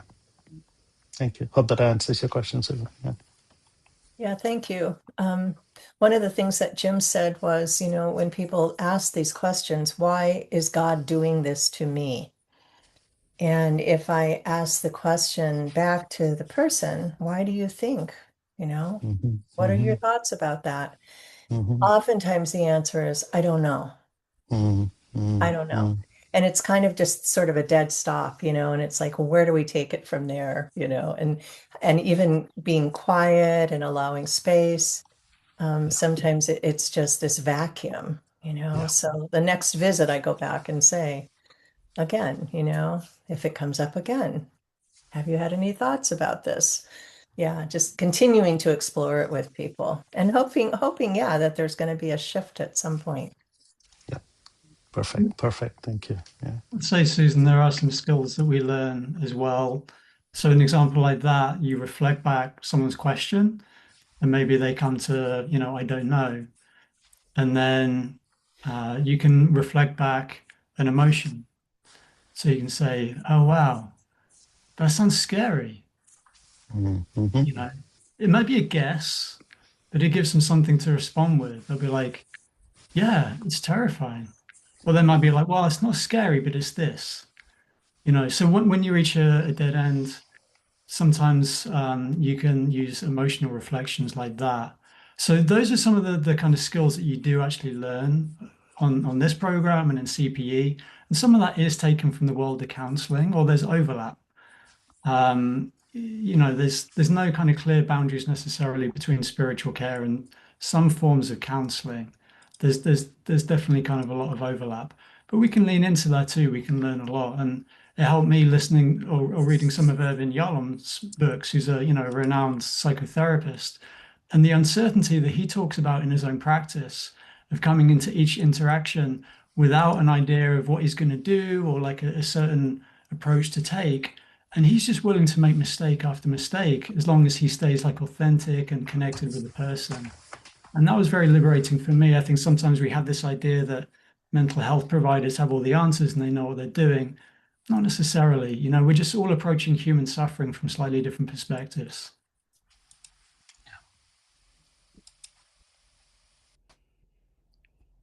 Well, thank you. And I see we have one more question from Ryuki. Hi. Thank you, John and Ram, for sharing. This is really helpful to hear your experiences. I am curious about how you've been able to sort of strike the balance with caring professionally or serving professionally and being in intimate relationships, without getting too personal. If you have family people who you live with or whatnot, and how that can impact how you're just able to sort of like balance both. Thank you in advance.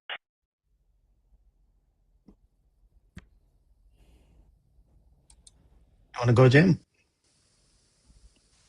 Sure. Well, I'd just say, you mean like you don't, in terms of bringing things home, like if you're carrying a lot of emotional burden, not wanting that to spill into... Yeah, like if you just did sit with somebody who passed away and with the family, and then you have dinner plans, you're going, you know what I mean? Like shifting gears like that, or even if you're on call, just the balance of your emotional weight. Yeah. I mean, I don't think there's necessarily an easy answer to that. It is maybe a balance. Some days you do have things that you take home with you that just, they're painful, that you're carrying that in your heart. And it's good to, and this is something we cover in the course too, about self-care. It's a big part of chaplaincy, of making sure that you have ways of dealing with that, whether it's talking with someone outside of your family, like a friend, a therapist, another chaplain, a teacher, spiritual teacher, whether it's your own somatic practices, meditation practices. You need to have a number of different things in place. And then also knowing that some days, maybe you do have dinner plans and you have to cancel them last minute because it comes with the territory of the job, that it can be a certain weight to carry. But I haven't found it detrimental for me in particular. I have enough things that I can kind of turn to process emotions that it's usually okay. What do you think, Ram? What's your experience? Thank you. Yeah, there's no, I call it a checklist. However, the program does teach about self-care. What I normally do is I call another chaplain in the ministry on my way home, and we have a long, beautiful conversation to support each other, right? And my goal is when I come home to my wife, I don't want that to be the topic. My wife, clearly, we talked about it. She doesn't want me to share many of the stories, and that makes it very easy and simple, right? But internally, one of the things I learned over time is really latch on to the purpose and meaning of what just happened. There is a meaning making implicitly takes away a lot of stress within myself. I did something meaningful. This sounds meaningful in my life, right? It's almost like there is a ray of joy even in the worst circumstances that I was with another human. I was able to hold that person in a pretty tender, vulnerable container and brought something to them. There is a sense of satisfaction that comes with that. Okay. And that contributes to self-care. It's only more stressful if I really am triaging mode, fixing mode, and I go with the guilt of I didn't fix, I didn't do enough, this is a bad situation. If I put that language in my head, it makes it harder for me to just trail off, right? So this is part of the self-care practice, but also inner exploration of understanding what really contributes to meaning making. Because the reason why we are in this program or on this call particularly is we are trying to acquire a new way of looking at suffering through a set of skills. And part of that exercise is a inner exploration and really what is the most meaningful thing for me in my life at this stage. And when there is a resonance to that, there is certainly some joy to that as well. Thank you. Yeah. That's super helpful. Thank you. Thank you. Yeah. Well, thank you, Jim and Ram. It's really wonderful to hear from you both. And especially, I appreciated your answers there at the end around these kind of questions of caring for ourselves in the midst of the work that we're doing. And I think this speaks to one of the unique, or maybe more unique, perspectives of doing this as Buddhist chaplains in particular. We go through this journey of introducing ourselves to the aspects of Buddhist chaplaincy at the Sati Center through the framework of the 10 paramis, the perfections. Those of you in the Mahayana tradition perhaps know the 6 paramitas, and we've set up a framework of the 10 paramis. The last one, I'm pretty sure in both, is equanimity. And I think one of the big invitations of our practice as Buddhists in every tradition is how do we awaken to the world? How do we open ourselves to the world? How do we most fully engage our hearts with the world and then continue? And cultivate that sense of equanimity, which is not around not caring, which is not around learning to be like a duck and letting the water just roll off our backs. It's about how open can we continue to be from day to day and engage as fully as we can in this life and in everything that we meet, including all of the suffering that we meet. And can our capacity to do that be supportive to other people as well? And I think that's really one of the central questions of this training. And it's one of the reasons that a lot of people who take this training don't necessarily do it because they have their sights set on professional chaplaincy as a result. In fact, I would say that most of the people who graduate from our training don't go on to become professional chaplains, but this relational aspect of Dharma practice, it feels so significant.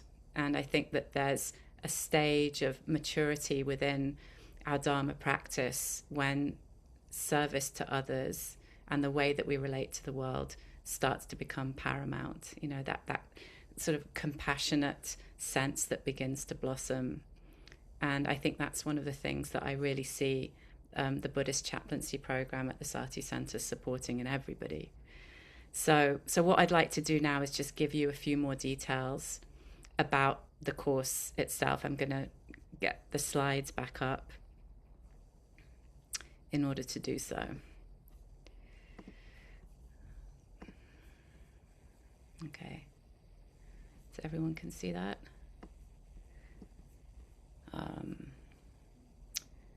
So happily, the spiritual care offerings from the Sati Center have just bloomed and blossomed in the last few years.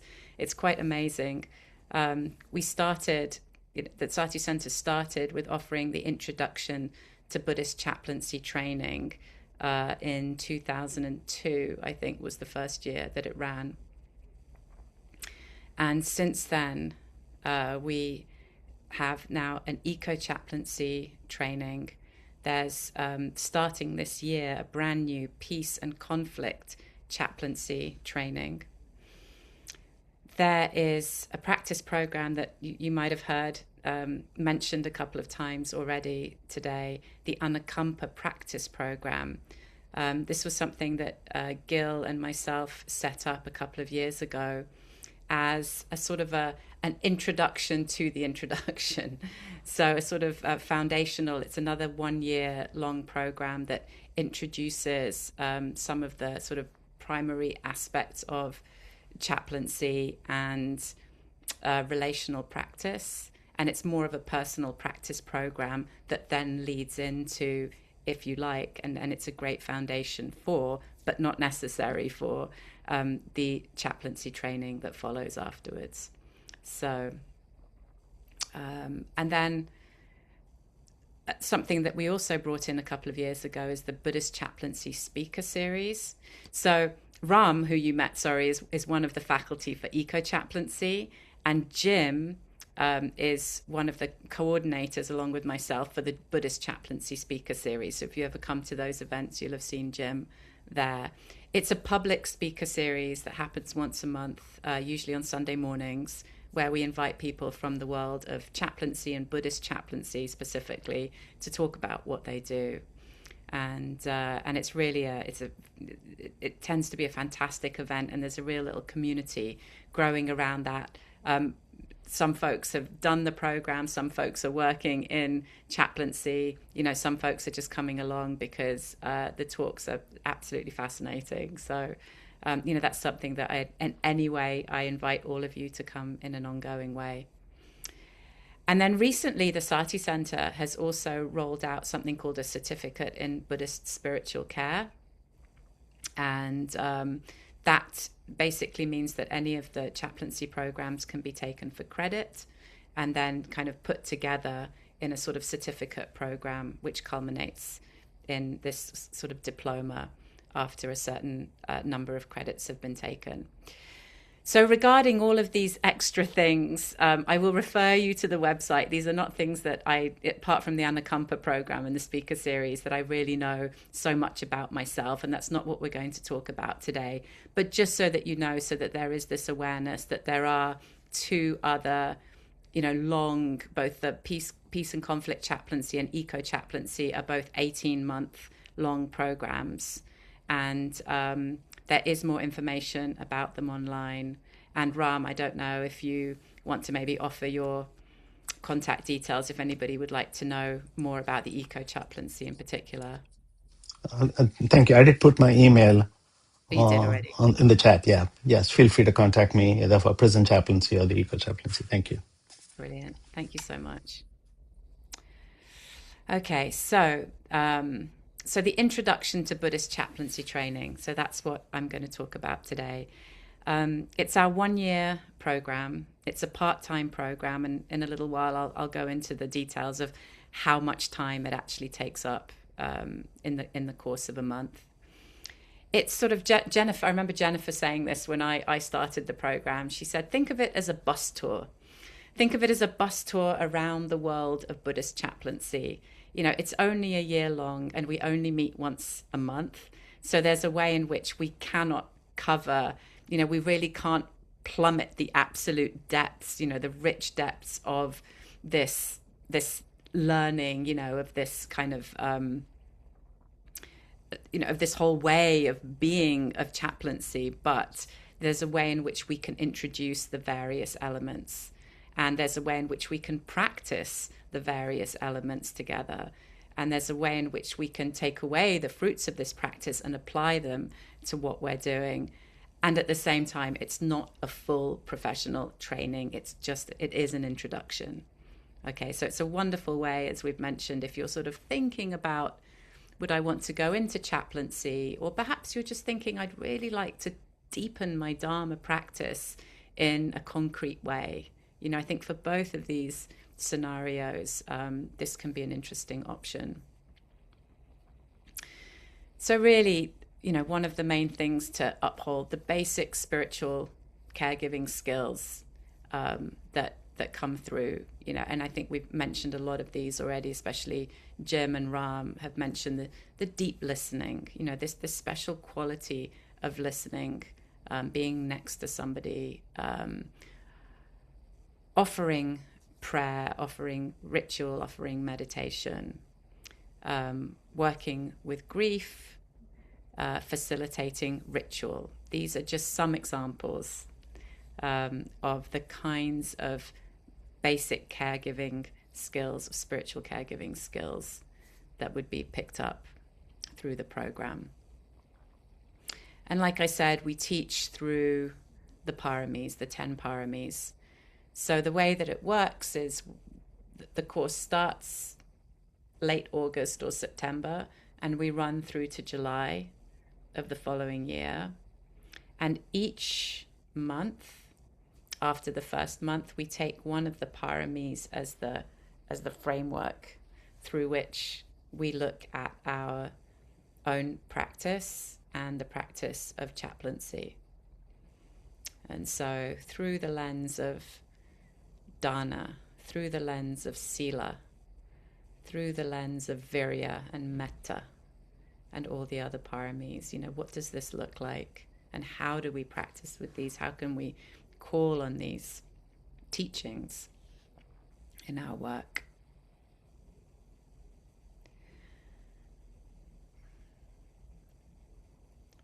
So to give you some idea, you can kind of think about the way that we hold the program in these 4 different categories, maybe 4 different buckets for learning outcomes.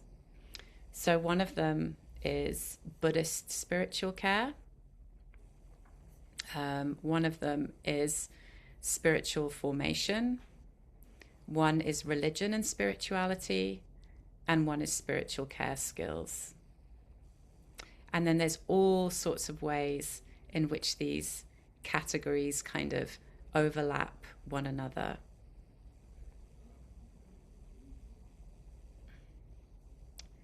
And so this little list here are just some of the learning outcomes that we offer. This is just to give you some example. This is not exhaustive in any way, but these are some themes that are covered by those 4 categories. So for example, under Buddhist spiritual care and maybe under spiritual formation, how do we start to articulate our own understanding and our own approach to Buddhist spiritual care? And sometimes these learnings are so beautifully framed just as questions, because we don't tell you any of this. What we do is we explore all of this together as a group. We ask these questions together as a group, and we explore what this means to each of us.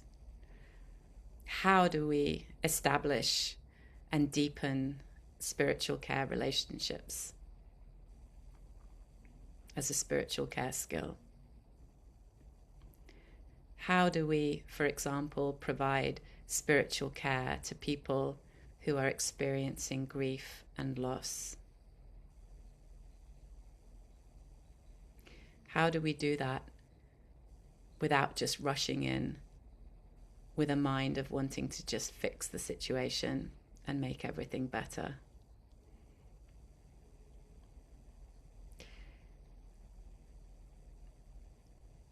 And then in terms of our personal practice and formation, how do we understand the role of our own spiritual or religious or non-religious history in the context of the spiritual care that we are offering? So how does what we have experienced, the way that we have been formed, this sort of unconscious self that we're carrying around with us, how does that affect the way that we offer service to other people? And how can we become more aware of this? Another learning outcome is understanding effective uses of self in offering spiritual care. And this can include all sorts of things, everything from maybe the practice of presence, of non-judgmental awareness. I think both of those have been mentioned in some degree today. How do we be emotionally available? To what sense can we really cultivate cultural humility? What are the appropriate ways to disclose elements of our own life and our own experience in the service of others? What are the ways in which we recognize our own power and authority in the situations that we're in, and how can we use these positively? How do we take care of ourselves? That's already been a very rich question today. How do we take care of ourselves? How do we go home at the end of the day? How do we have a clear sense of appropriate boundaries? And what are they?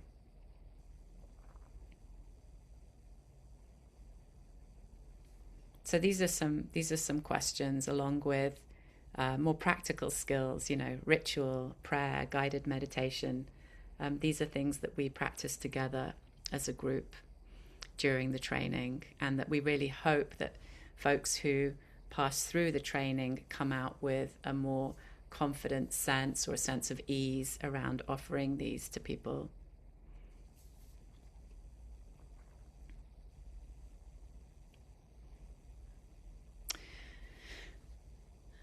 So there's two ways of thinking about moving through the course.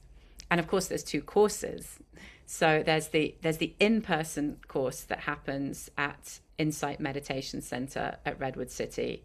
And then there's an online course for folks who cannot go to Redwood City to make the in-person program for whatever reason. They are two completely separate courses. So there's not a way in which somebody is, doing the in-person program and then 1 month you can't make it in, so you do the online program. It doesn't work like that. They're two separate groups.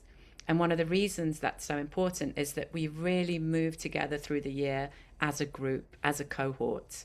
And that interrelationship is very, very important. It starts with the first workshop and it goes all the way to the end until we graduate. And within that, when we're working with others, we are assigned to smaller groups that meet between classes every month. Everybody on the program is assigned a buddy, whether you're in person or online, it's the same. You're assigned a buddy. So there's all sorts of different lines of relationship and connection within the room. I think we're sort of in a moment post-pandemic where there's this wonderful blooming of so many things that we can do online and take, online courses, online programs. And many of them don't really require a lot of activity on the part of the participant. And I would say, especially for our online program, to not really think of it in that way. This course does require you to be active and interactive and to really contribute to all of the sessions. We require that you come to all of the sessions. We require that you, as much as possible, keep your camera on, and so that we have a sense of the group, that we have a sense of everybody's presence. And then there's work that you do on your own, and that's, again, true for the in-person program, true for the online program. We have writing assignments, reading assignments every month, and then the service work, so the volunteer work that happens. And we do recommend that the volunteer work, if you're not already doing it, that if you're thinking of taking the program, do try and have that in place as soon as you can, and ideally have started it before the program starts, or as soon as close to the start of the program as possible, because having that parallel experience, so being able to put into action, to sort of practically experience what it is to be doing this and meeting with people while having the workshops and sort of doing the more like theoretical work, it's a wonderful complement, and it really works well to kind of ground the learning. So this is how it looks. This is what an average month of the program looks for both in person and online. So the material that we cover is pretty much the same for both programs, and the amount of time that you're expected to kind of be able to show up is the same for both programs. So there's a one-day workshop for the in-person folks, which is at Redwood City in California at Insight Meditation Center. And what we do online, instead of a whole day, online we break it up into 2 half days. So we have 2 Friday half days per month. And they're usually in the morning if you're in the Pacific time zone. And if you're in the European time zone, they happen later on in the evening. Then for the in-person folks, there's also a 2-day retreat in February in Santa Cruz at IRC. And then on average, you would plan to do about 10 hours of service work per month, which comes out at maybe 2 or 3 hours a week at some kind of activity. Many of the activities that we've already mentioned, whether it's remote work or going into a hospital or a hospice or a jail. Then once a month, we have the Buddhist Chaplaincy speaker series. And that's a 90-minute event. There are mentor meetings, so one-on-one meetings with a member of the faculty, and they happen once every 2 months. And then, like I mentioned, meeting with your buddy every month, meeting with your small group every month, and then thinking about the assignments. So anticipating more or less about 100 pages of reading a month and 1 to 2 written assignments, which are usually between 2 to 6 pages long. And then field trips, which are optional. And that usually they're group organized activities for the in-person program. And then we encourage folks to kind of make their own field trips for the online program. So when I add all of that up, I think that comes to about 5 full days a month, adding up all of those hours. So, in answer to the question that we had a little earlier, Felicia's question around, like, can I do this with a full-time job? Can you fit in 5 days a month with a full-time job? That's the question. And I think, for some folks, a challenge like that would come very easily. And I think so much sort of just depends on your own motivation and, how you're able to be organized. So this is just a little bit of a summary of many of the things that I've said. Like I said, we have 2 separate programs, online and in person. Duration is just under a year. The group size can be anything from 12 to 24 participants, which sounds like a big gulf of possibility there. But that's just sort of historically in the last few years, that's been the range of the group size. And given our admissions process, we invite people to come, and we sort of open the admission when we really feel there's a readiness there. And so, there's no cap either. I mean, we have a cap either size, but that's sort of why there's such a big difference, is that it can just really vary from year to year. The current cost for this year on a sliding scale is $2,000 to $4,000 for the whole year for tuition. And so where you land on that sliding scale in terms of your income, your ability to pay, is completely discretionary. It's up to you where you land on that scale. And if that's not affordable for you, we do have an application for work scholarships at 50% of that amount. And with the work scholarship, what we do is we sort of engage people who have the work scholarship to help us with certain activities around the program. For the in-person program, that involves helping with recording the sessions, for example, and putting them up on audio Dharma. For the online program, work scholarship students have helped with distributing and copying some of the reading that was necessary, or organizing some of the content into files. So our applications start on May 1st. That's when we will start reading the first applications. You're very welcome to send them in before then if you like, but we won't start reading them until May 1st.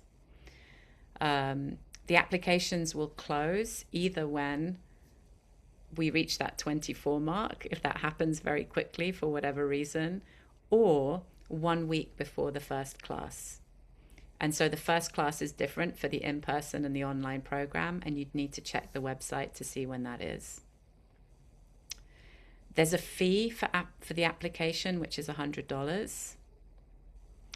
And there are a couple of requirements. A regular and committed Buddhist practice for at least 4 years, and 3 Buddhist, I'm contradicting what you said earlier, Jennifer, but here I have three Buddhist retreats of at least 1 week each or equivalent. But earlier we mentioned 4 weeks. So I'm going to put it at 4 weeks because that's what Jennifer said. You're muted, Jennifer.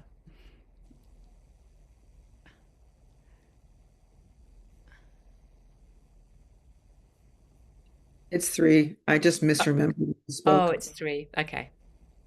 Thank you. And then last but not least, this is the last little bit, and then we'll open to questions. This is us. This is who we are. Who's teaching these programs? In-person program is Jennifer and Gil Fronsdal and Paul Haller. And Jennifer, Gil, and Paul have been teaching the in-person program for, I think, actually you'll be going into your 25th year this year. So congratulations. Maybe 24th. I don't know. Jennifer's looking at me like, maybe 24th. Whatever it is, it's a heck of a lot.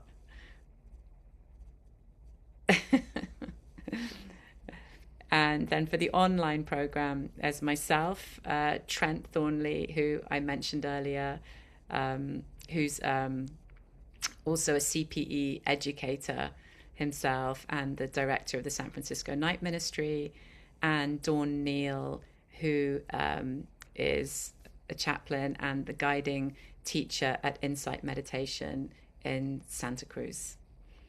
And so we all sort of come from a different mix of Buddhist traditions as well, which is quite interesting. I have a Zen background, as does Jennifer and Paul, and Gil and Dawn are in the Insight tradition, and Trent's Buddhist background is in the Tibetan tradition.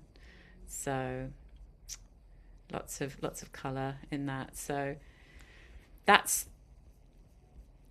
what I have. I'm going to stop sharing and invite questions now. Anything to do with any of that, the program, any clarifications that we can offer. Will we be able to get copies of the slides you've shown? Yes, I think so. I think we distributed those last year. So I think there's a way that maybe if you're registered for this event, that in a follow-up email, Rob will be able to send you the slides. Yes, Ryuki.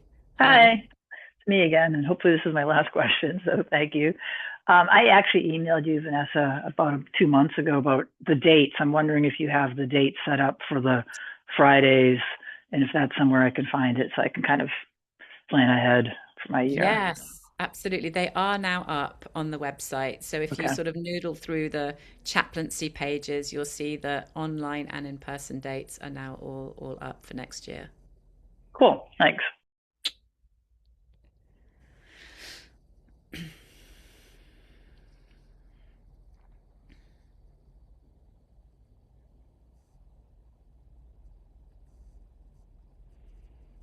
And Janet, hi. Hi, Vanessa. Thank you Hi. for that presentation. I was wondering if you would recommend someone who doesn't quite cover the requirements for the length of Buddhist practice to apply if they have a sincere desire and an application of the paramis in. I said that I'm a hospice volunteer right now, but I'm wondering about that. Sure. Thank you, Janet. That's such a good question. I mean, Jennifer, I don't know if you heard Jennifer earlier refer to, there are outstanding moments where she mentioned a time when she used her gut and somebody came who hadn't quite met the requirements or they were still very early in their practice. And then that person went on to ordain and, become actually even start working as a teacher in the Dharma. So I would say that our rules are not hard and fast. What we really like to see is that there's a deep working knowledge of the Dharma and Dharma practice. On a very practical level, it's important just because when we're in full swing of the program, we'll be talking in a way that assumes that there is a certain amount of practice experience behind you. And then often, at least when I'm in the admission process for the online program, if somebody says, well, I've got 2 weeks of retreat, and then we'll talk about, well, how's that third week going to happen? Maybe this is the year for the third week as well, and maybe some point during this year, this can really be part of deepening the practice and bringing that third week in. One of the requirements also is that we have a letter from ideally your spiritual teacher, and they will often speak to a practitioner's maturity as well, and sort of understanding of the practice and commitment to the practice. So that's something else that we might take into consideration too. Does that make sense, Janet? Yes, very much so. All right. Yeah, Great. thank you. I want to add something. Please do. We are predisposed to giving benefit of the doubt, and only you can know, um,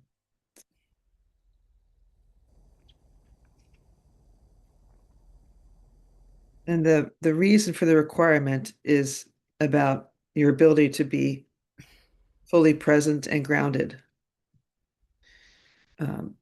And the application has questions that if I see 3 sentences as an answer, when it says 1 to 2 paragraphs and there's 3 sentences, that's a red flag for me. I'm like,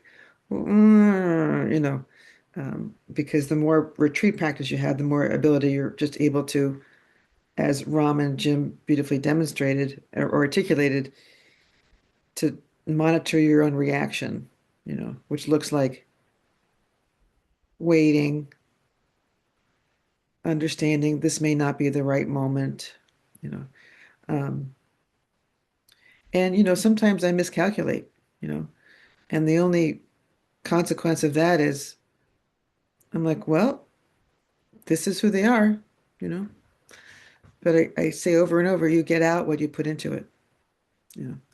If you dive in and do everything and ask for critical feedback, like I've had people say, can you give me some feedback? And I'm like, are you sure you want it? And then they're like, yeah. And I'm like, okay, well, here's what I see in your writing, here's how I observe you in the workshop, I observe people being generous. I observe people being distant, disappearing during breaks.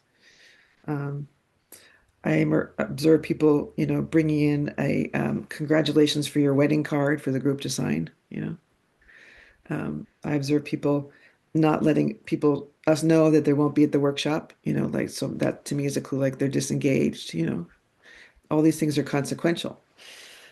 I observe a lot and I am passionate, as you probably are experiencing, pretty direct. Um, and if I'm wrong, I'm wrong. Like somebody pointed something out that I said was one way, and they're like, no, it's the other way. And they showed me, and I'm like, oh, I apologize. Like I'm completely able of to apologize and like own a mistake. And I said, so what can I do to make it up to you? Like, how about if I do this? How about if I fix this on the website, and get clear instructions because I understand that I confused you, you know. So that's it. And I really believe that we all bring our best to this. And if I'm wrong about that, I'm wrong about that. You know, I have a stipend and I do not get dollars subtracted from the stipend based on what you do after this. I see Neil has a question. Yeah, so you're talking about 3 weeks of retreat. What's this time for? I mean, I've been practicing for many, many years. There's been many, many retreats in my life. There's also been, I'm married, I have 3 kids. When my kids were young, retreats were really rare. Now I'm an empty nester and retreats are quite often. So, like 3 retreats in the last year, 3 retreats in the last 5 years. What are we talking here? Great question. 3 weeks in total. And it'd be helpful if you said like, I think it was November in I see what you mean. 1995 that I went to this retreat in this style, like, and I think it was a 10 day, I mean, I'm not going to fact check you, you know. Oh, well, I wasn't worried about that so much but like I'm a big fan of like 2 day retreats. Because you can fit them in like all the time. And I'll do 4 or 5 of those a year. But then like every other year I'll do a 1 week retreat. I can't do that every year, but I can like, hey honey, we're gonna instead of going on a vacation to go see the grandkids, I'm gonna go do this retreat and then we'll have the grandkids come visit us instead. Something like that is how I've worked my retreats into my life. And that's why I was questioning is like, do these need to be within a certain time frame? It's purely cumulative. Like if you have 18 2 day retreats, that works. Okay, perfect. Thank you very much for that. Renee. Hi, thank you so much, Jennifer and Vanessa. This has been really a great overview. So I am interested in the in-person. I live in Santa Cruz, and my application is halfway through complete, and I have my Dharma teacher recommendation at the ready. And I'm a Tibetan practitioner with 40 years of experience and a retired social worker. And my question is, I looked at the dates for the training, and I see that in January, I am not going to be there. I have an international trip planned with my family. And so I'm just wondering about your the ability to make up a class, an all-day class. And then also, I just got into the lottery for the IRC 1 month September retreat. And I've entered that lottery. I don't know what the results are, but there's a possibility if I do get into that retreat that I mean, I definitely would be missing the September date. So I didn't know how flexible you were with these dates. I think the September meeting is a really important meeting. So could you talk a little bit about that and those kind of what the ability is to make up a missed date? Thank you. Do you want to speak to it since it's the in-person program that Renee's asking about So specifically? everybody who participates misses one class, including the faculty. And when you miss a class, we do audio recordings so you can catch up on the content. If you miss 2 classes, there's an additional assignment of a paper to make up the difference. So we give two certificates, completion or participation. Like so participation is you did not complete all the classes and all the writing assignments. Does that make sense? No, not exactly. So if you miss that second, you're allowed to miss one class.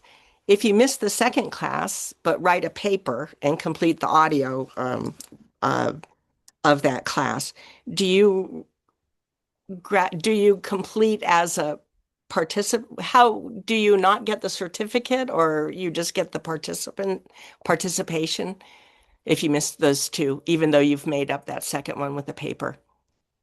If you write the second paper, then you're complete. You complete. Okay. Very good. Thank you. That's very And clear. also, if you do not write all the papers, you're a participant. If you write the papers later, we'll switch out your certificate. Okay, great. Because, Wonderful. people have lives. The person Yeah. I talked about earlier that went on to live at Zen Center, he did not complete the program. He did not get a certificate. However, he moved into a Zen monastery and thrived. Yeah. Right. So Yeah. That's thank you. That's a very compassionate approach. I really appreciate it. Thank you. this is my aspiration. Yeah. Yes. Why I said compassion is the umbrella for this whole program. So picture me Right. under an umbrella. I love it. We're predisposed to benefit of the doubt. Wonderful. Thank you.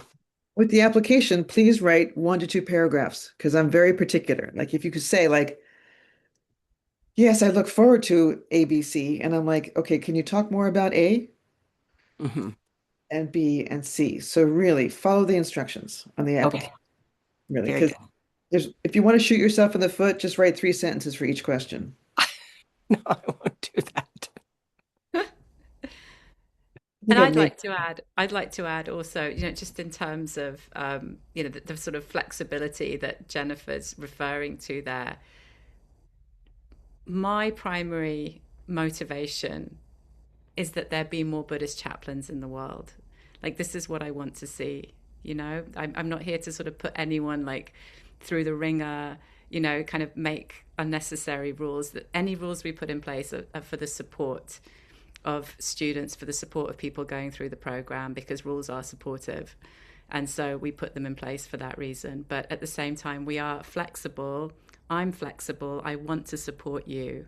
I want to support everybody because there's nothing that I love more than to see people go through this program and come out and go into the world and have this skill set and have this confidence and have this deepened practice.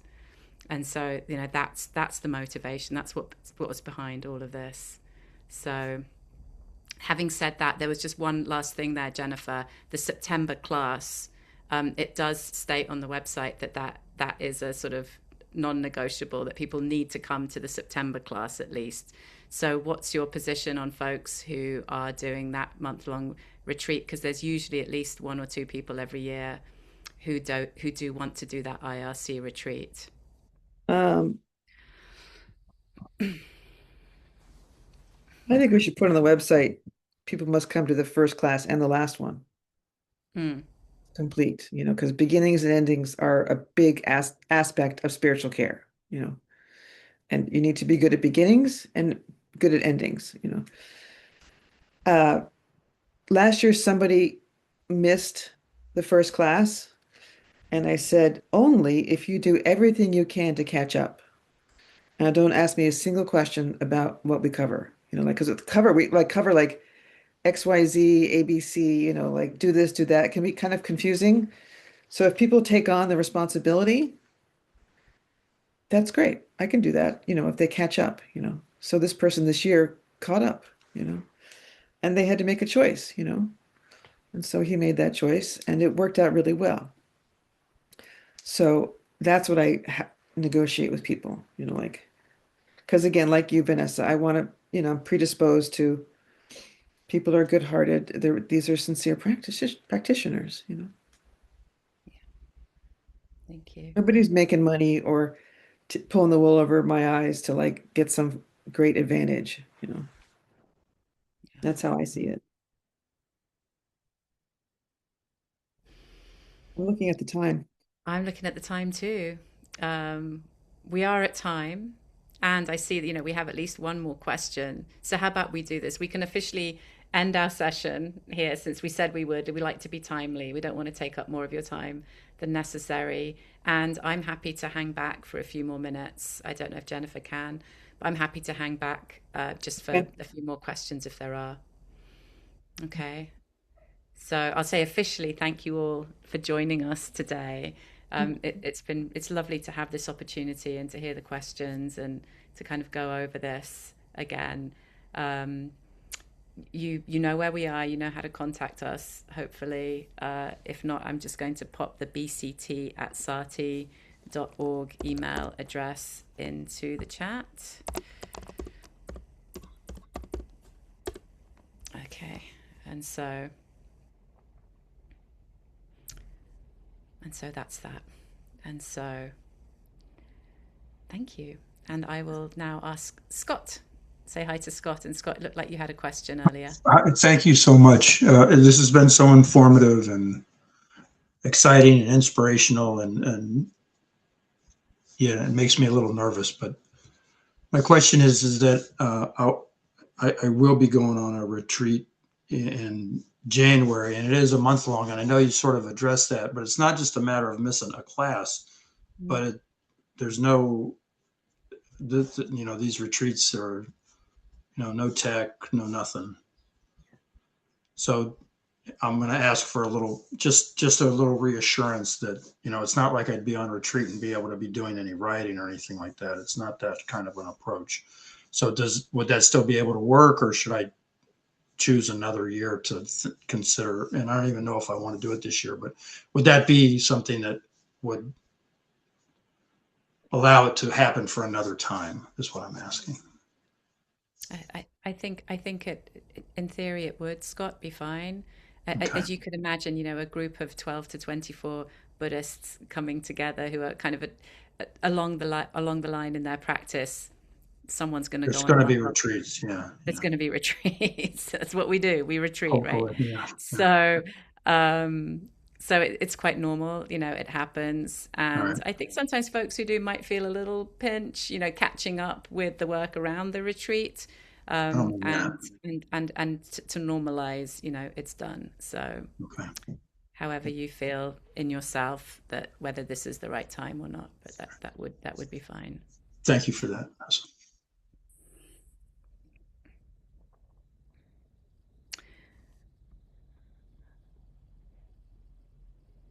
Any other questions?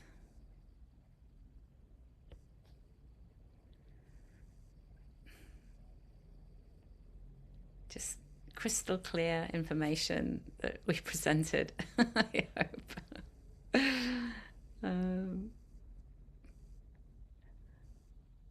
Okay. Well, like I said, and anything else occurs to you, please don't hesitate to drop an email. And yeah, it's been wonderful to see you all. Jennifer, do you have any final words? I'd like to dedicate the merit of our time together. We teach a lot of rituals in the Buddhist Chaplaincy program, and this is an important one. So let us imagine that together we have been spinning gold in these few hours together. And let's offer the merit, this gold, out to all beings in all directions. The beings with 2 legs and 4 legs, the beings born and yet to be born, the beings above, below. Let us dedicate the merit of our time together to our ancestors and to the native peoples on the land in which we live, and to ourselves. Ding!